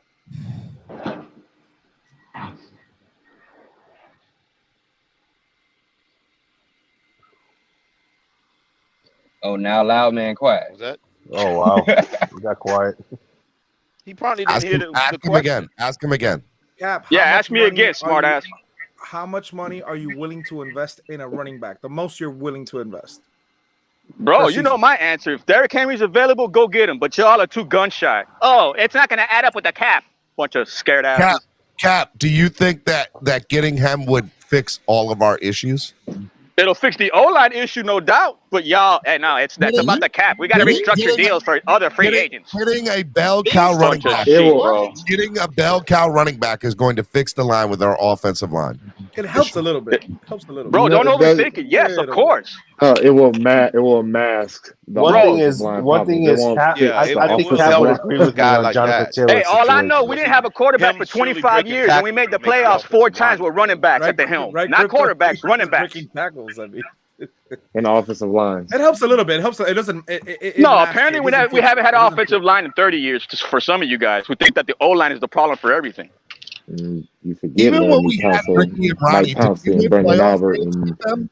Don't worry, We won playoff games with Ricky and Ronnie and Jay Ajayi, bro. All three we down didn't backs, win. bro. We didn't win nothing. Oh my We God. didn't win anything. We made it. Bro, we got didn't in the win playoffs. nothing. We got in the playoffs, regardless of what you think. We got in the playoffs with running backs. You just said we won playoff games with all of them. Well, Cap, we we won just got into playoff the games with Lamar playoffs. Smith, yes, and he was a 3-down back with Jay Fiedler. We just got into the playoffs without a Einstein. running back, Cap. So what are you Oh saying? yeah, no, I forgot about Lamar Smith, smart ass. Who Say didn't that win us a quarterback game? again, Cap. Who was that Jay quarterback again? Fiedler.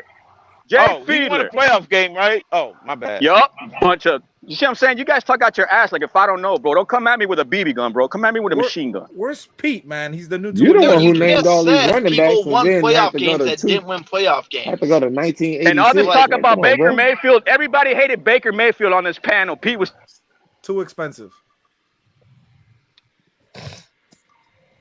I'm not investing. Too in Baker expensive, Mayfield. Batman. Too expensive. No, not doing Baker Mayfield. It's Cap. The scary He's thing not gonna is want to that play here anyways. Your voice is starting to sound like Pete. Oh damn. Oh my But God. speaking of that, Steven, I know Lewis told you the breaking news. Pete is a 2-and-ear now. What do you think? I heard that Pete is a 2-and-ear. I don't believe it until he It's comes on my show and tells me. But you want me to see if I could get him on? Let me see. I mean, look. Oh if my Pete God. says he's a Enough of 2-and-ear, this 2-and-ear stuff, guys. Like, there's no such word as a 2-and-ear. It is.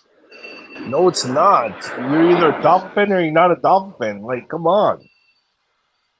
You got a lot of people out here in these spaces trying to tell people how to be Dolphins fans. out here in these Tell streets. Yeah, man. Out here in these streets. Yeah, bro. Trying to So they're gonna belittle get, people, if bro, they're gonna just tell because they you how to stuck be in a their Dolphins ways. fan, then they're gonna accept the labels and new labels of anything they want to. Oh, the they got Dolphins coming. can't do no wrong. Why do you always talk about that, Cap?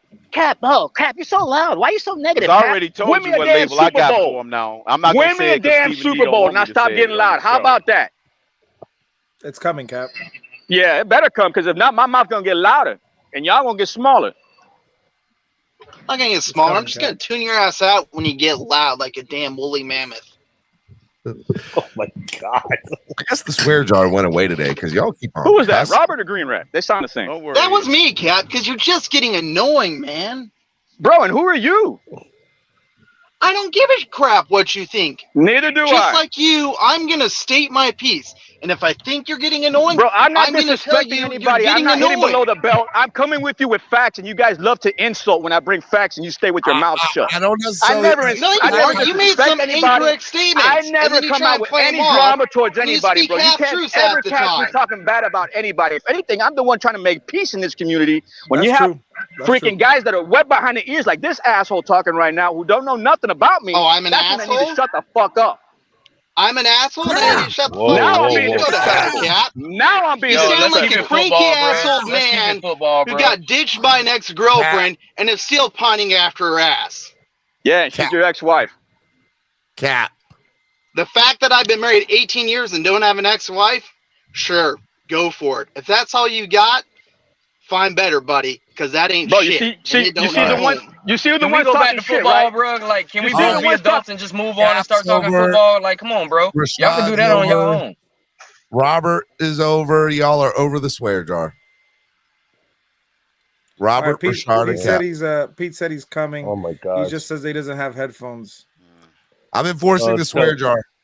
Let's tell Pete Now he you needs to come see enforcing me the swear for a jar, pair of Steve? AirPods. Robert owes 5.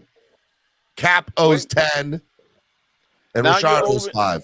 Now you said that many swear words. I thought Cap Robert- was just loud. No, Cap was cussing. Oh, he was throwing down. Cap. Yeah, he was. Steven, let me ask you a question. both If, were, if, but- if you could pick one free agent, like if you're Greer and you want to help this team, whether it's on the defense or the offense, or give me one on each side, one that you love, that you want. It doesn't have to be the best player that you would love on this team, that you can obtain or trade. Say that one more time. Like a free agent or a trade you would want to help either both the offense and the defense. Like one player you would love to see in Miami. Like that's not currently on our team. Right. They don't have to I'm be not linked. participating. They don't have to be in these no rumors. more in They the don't have to be offseason linked. They no don't have to more. be just a player you would love to see added to this team that you know it could help improve us and take us to Super Bowl. I mean, I think anything on the offensive line to me helps. I think offensive line is the most important position personally. Because I think it negates 90% of the issues on this team. It helps Tua. It doesn't matter who the running back is at that point, in my opinion. I mean, look, Steven, are you in for Saquon Barkley? You know, you can say, but the math shows the last 10 Super Bowl winners didn't need a bell cow running back. They didn't. They all had, what did they have in common? Good offensive lines. And so you get a good offensive line. It almost doesn't matter who your running back is as long as they fit your scheme. Raheem Mostert and Jeff Wilson fit the scheme. And if they upgrade the O-line, you know, to me, that's what's most important this offseason. Look, going getting a middle linebacker, going to get a middle linebacker, going to get a safety, those are very important, and I think they need to be addressed as far as depth and everything is concerned. But at the end of the day, you know, offensive line, I think, just fixes this team so much. And so G says O-line is such a tired butt narrative. Yeah, you're right, that's man. It right. is. I hate it. Look, it's you're 100% correct.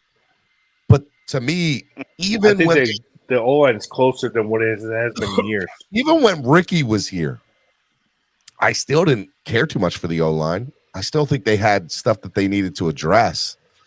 And to me, going out and getting Derrick Henry or Saquon Barkley or Dalvin Cook, they don't fix the issue.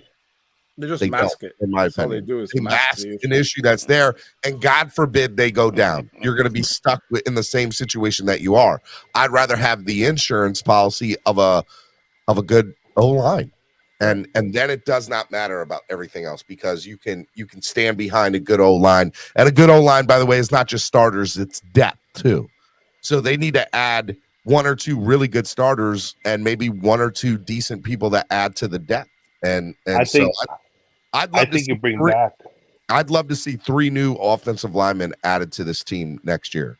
And I think you bring back if we go on position by Brandon position, Shell. You bring back Brandon Shell. If we go on position by position, only updating one position per season. So my projection is right. It is going to take 57 fucking years. Swear jar. Come on. Damn. 57 years. Because it's 57 people on the roster. If we're going year by year, taking one piece at a time, so we are the freaking Cubs 2.0. Congratulations! Add 57 years to your current age, and then I'll that's tell where y'all we'll one be at. thing. I just feel like a lot of y'all give the Dolphins too much power over y'all life, bro. Am I sitting here saying that the Dolphins cannot win if they don't address the O-line? No, I'm not saying that, but I'm saying it's going to be very difficult.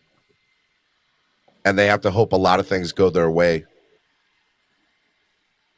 They would have to hope a lot of things go their way. If they do not address the O-line, they have to hope and pray that the coaching staff that they brought in on the that new coach upgrades the O-line. They got to hope that people stay healthy. Things that just haven't transpired. And so to me, that's a lot.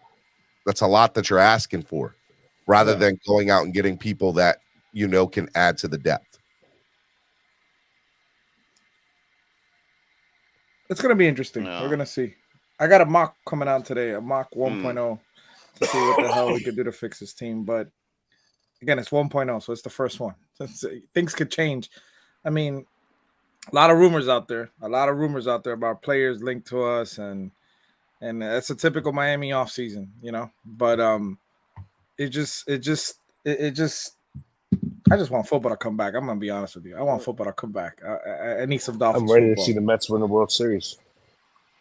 Keep Nobody cares about the Mets. Good luck with that. That's not happening. Hey, Rashad, Robert. Hey, Alex, quick question. How all your teams, New York teams, except the Dolphins? Oh, because I grew up in New York. And my uncles were Dolphin Sorry fans. to hear that. And then what? I'm sorry to hear that too. My uncles were Dolphin fans. so I grew up with. You said your uncle was a Dolphins fan? Yeah, both of my uncles. So I know you pissed a lot of people off in your family, huh? My mom's a Jet fan. My dad's a Jet fan. Ooh. My mom's from Jersey and she know better than that. She's in Miami now. It's time. We root for the Dolphins. Yeah, so that's how I became a Dolphins fan. Alex, you live in Miami. Even when I was living in New York, you gotta be a Heat fan. You gotta come to the Heat side. No, you and Dave, you be bro. great. First of all, you stop talking like you a Heat fan, bro. Like hey, go over there. No, matter of fact, go over there you're with a Lakers fan, bro. With Lewis. Like, come on, go with Lewis. Why do we? I mean, not still Lewis. have My Dade bad, County Batman. My bad. I ain't mean to say Lewis. Why do we still have Dade County on the panel? Why is he still here? Yeah, that is interesting. Because you got to debunk the stupid stuff that come out your mouth. By the way, Stephen Dade said a lot of people won't check Lewis, and Lewis knows I'll check him. He said he's coming out to the tailgate with us. You ain't never checked me. I'm all about it. I'm all about it. Bro, what? Bro, we've been killing. Well, first of all, myself and others have been killing you with your takes. I know you for have. What? I know you 2-3 weeks now. 2-3 weeks. You've been getting murdered. Am I lying, Batman? I think Batman. Lewis ain't been getting killed these last couple weeks. You're lying a little bit. Robert, just a lot of bit. Robert, just a lot of bit. Swear jar. Robert, thank you for paying your swear jar. Yeah, this time I agree with you. So, Robert paid his swear jar. Cap owes 10. Rashad owes 5. I thought Robert was gonna pay Cap's swear jar. I totally missed you. Why the hell would I do that, Anthony? I didn't even know what Or Alex? No, man. I was just joking, bro. I was just joking. I just wanted I was to being say, sarcastic, Rob. Look at Von Joe in the comment section. Von Joe just said that's a lie. Dade County, I have not been getting cooked. Von Joe will vouch. You're all good, Alex. Von Joe literally has it out for me, bro. So you can't go off of that either. Oh, what is it? VJ has it out for everybody. Hey, Von Joe been cussing me out every time, bro. I don't even say nothing, bro. Von Joe just go at me, bro. I'm not gonna lie to you. Dade County. See, what we do over here at MSM, you got to get jumped into the family. So week one, when you come to the tailgate, me and Von Joe got some words for you real quick. We just gonna that's fine. I would love to put both of y'all big behinds on y'all back. See, you almost got me. I got the Domino's table right here. I got the Domino's table right here that I'm bringing to the table. Ain't no Domino's. Nah, they want to get slammed by one of the smallest people they'll ever meet, and that's on them. I don't have no problem. Let me know what y'all want me to bring to the week 1 tailgate. All right. Let me know what y'all want me to bring. On their back. All right. Some beer, some Corona. All right, I got you. You got it Dog wrong. said You he always go with jumped the in. Jack and Coke. Some Always Hefe the Bison. Jack and Coke. I don't got to get jumped in. I got the Dolphins tatted on me. Do Alex, you? just bring a case of Hefe Bison and you'll be fine. It's a good beer. Crypto. It's a damn good beer. Come here. Come, Raven. Shout out to All Crypto returning my hat. Shout out to Crypto. I got my hat Come, back, Raven. Steven, finally, after 6 months. After 6 months. Stop it. It ain't been that long, man. He shipped it. He shipped it. Now we're gonna start losing because he's got his hat back. Oh, Crypto, why'd you give it back then? You should have burned it in that case. All right, yeah, I guys. should have burned it. Miami Sports Music's #1 Miami fan morning show, Clock Blockers. We're gonna do final thoughts of the day. I need to go rest. I'm exhausted. Batman, I'm gonna do you first. Don't forget I'm to gonna do tease you Stephen first, D. Batman, because Batman's going on in about 30 minutes on his channel. Yeah, so everybody, man, be positive. Like I tell everybody, be positive. Good things are coming. Good things are coming. Just like we had last year, we're in prime position to land a big fish or two. And shout out to everybody. Steven, feel better. Everybody hit the like button, subscribe if you haven't subscribed. So fins up, everybody. I'll see y'all later today at 1:30. Be good, man. Love you, Batman. Appreciate it. Later, Batman. By the way, Batman's doing a show on his channel and not on mine today. That's how cool.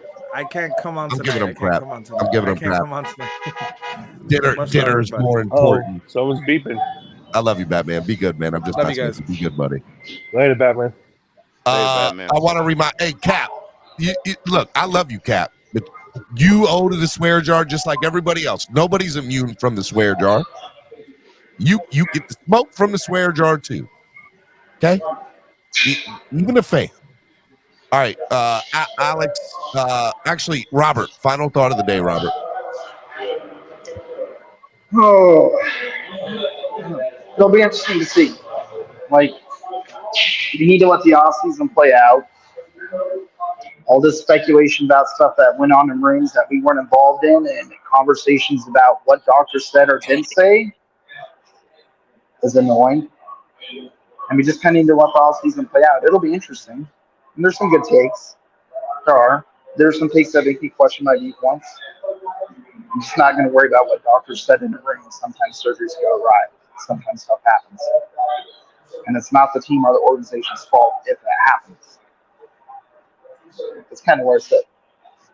Robert, I love you, man. Thank you for paying your swear jar. Be good, man. Yep. Have a good one, bud. All right. Have a good one, man. All right. Alex, final thought of the day. Take yourself off mute.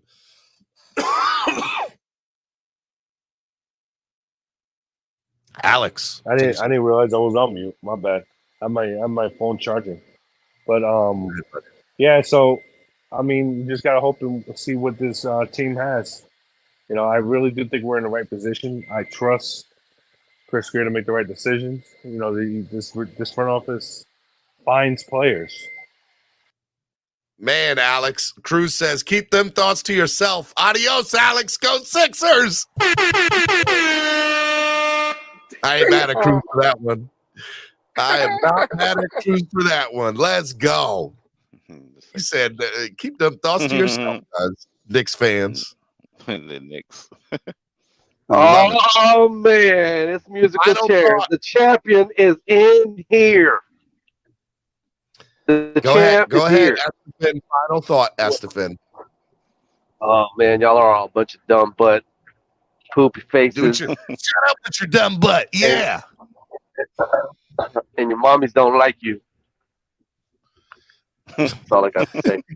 I'm looking forward to the fight this weekend. I don't even care about the Dolphins right now until I see one of these free agents put on a jersey or one of these guys in the draft, and I'm just going to go from there because up until then, they don't do anything but disappoint, man, when it comes to certain players for me.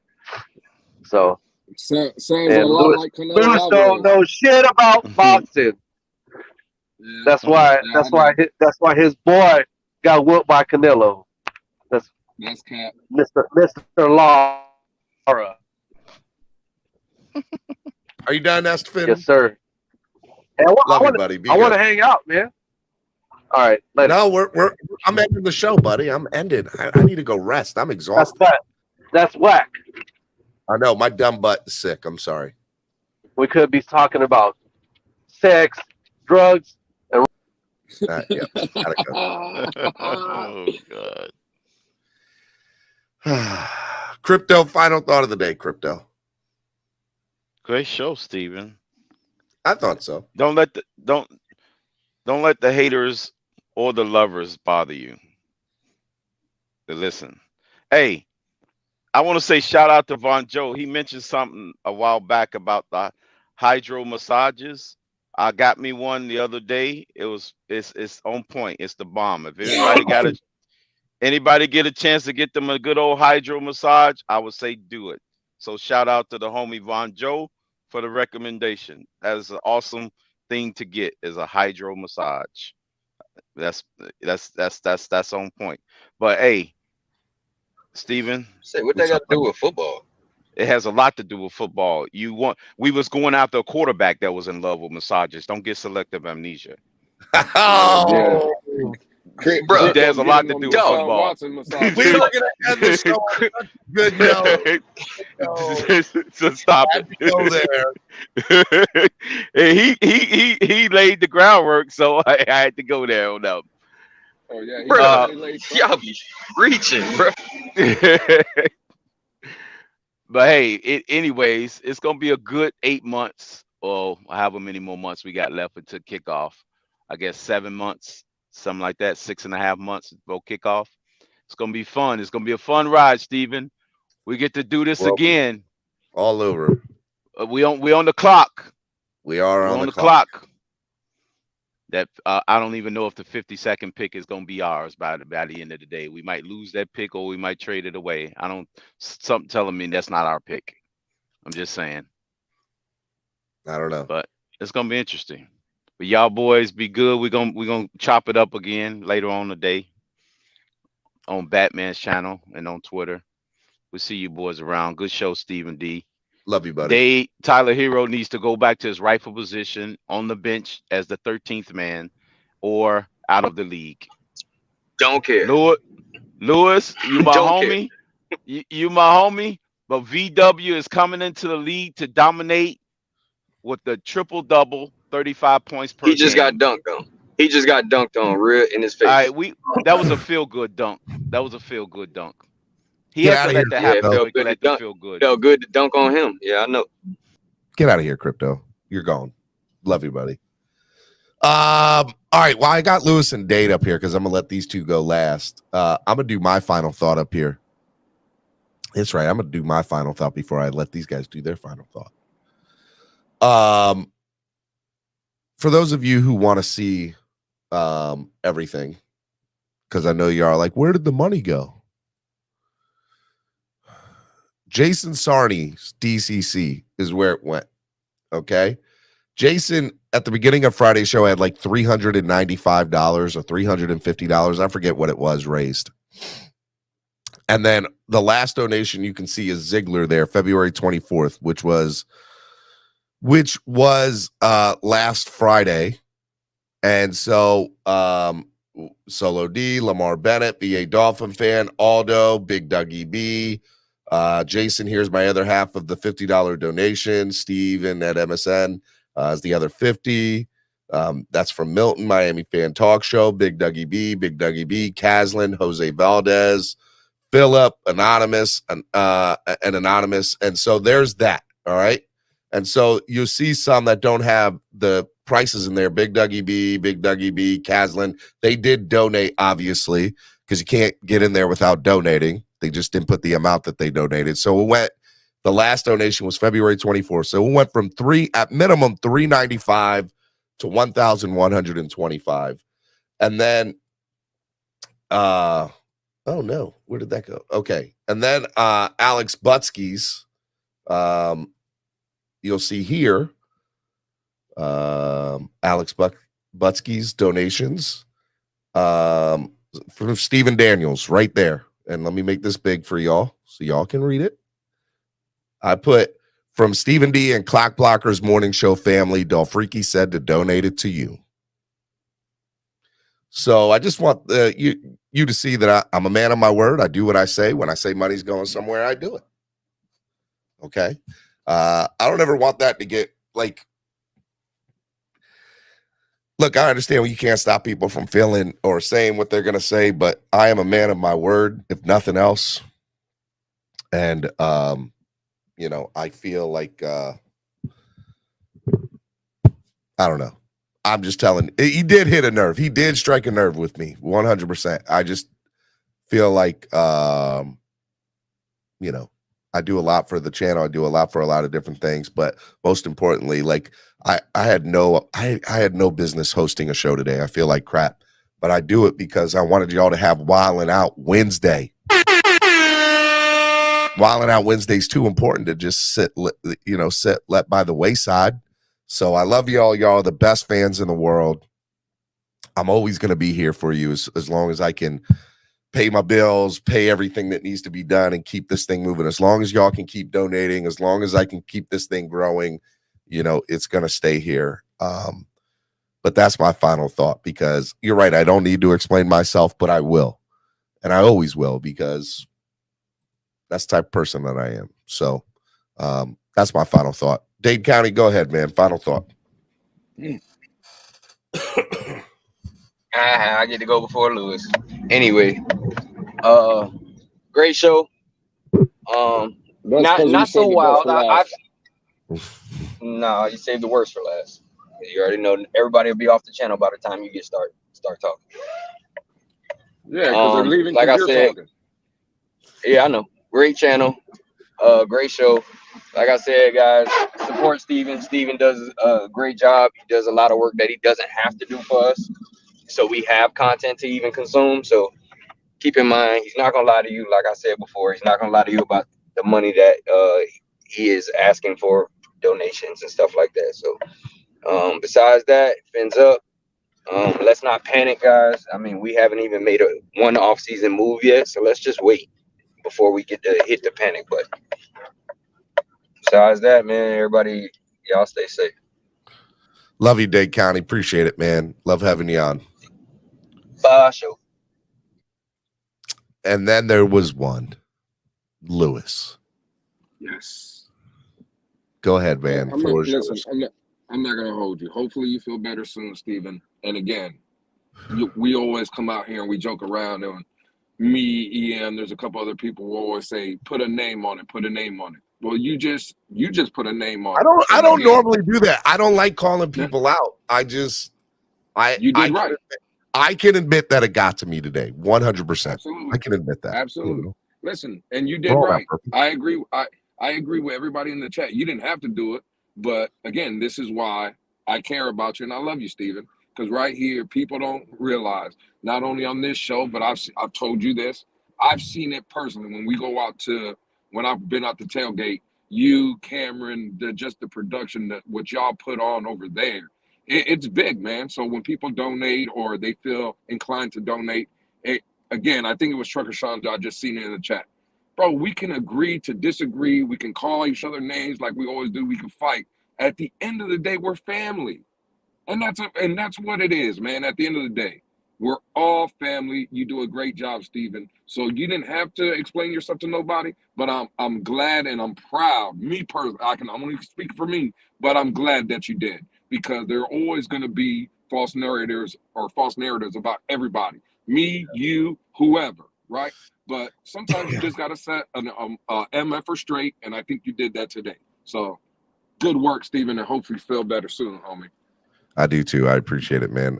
I will be on tomorrow, and I'll be on Friday.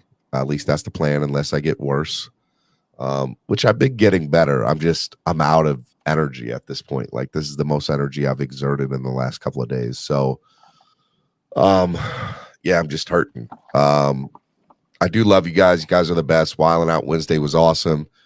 Donate to the channel if you haven't done so already. Hit the like button, subscribe, let people know that we're here. Sorry I couldn't give y'all my 100% today. I did give you everything I had, which wasn't much, but yeah, man, I love y'all. Y'all are the best. And tomorrow we will be back right here on the #1 Miami fan morning show. Clock Blockers, let's go. Deuces.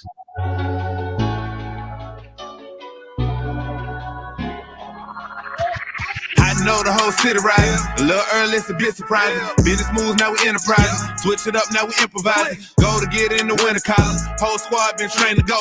Fence for life, we throw the foe. Singing this just to welcome bro. To a time, to a time. Time to grind, time to shine. To a time, to a time. To a time, to a time. To a time, to a time. Time to grind, time to shine. To a time, to a time. To a time, to a time. My intuition told me this. To trust the coach, he holds the gift. He knowing when to go with fits. So he knowing when to switch. The shit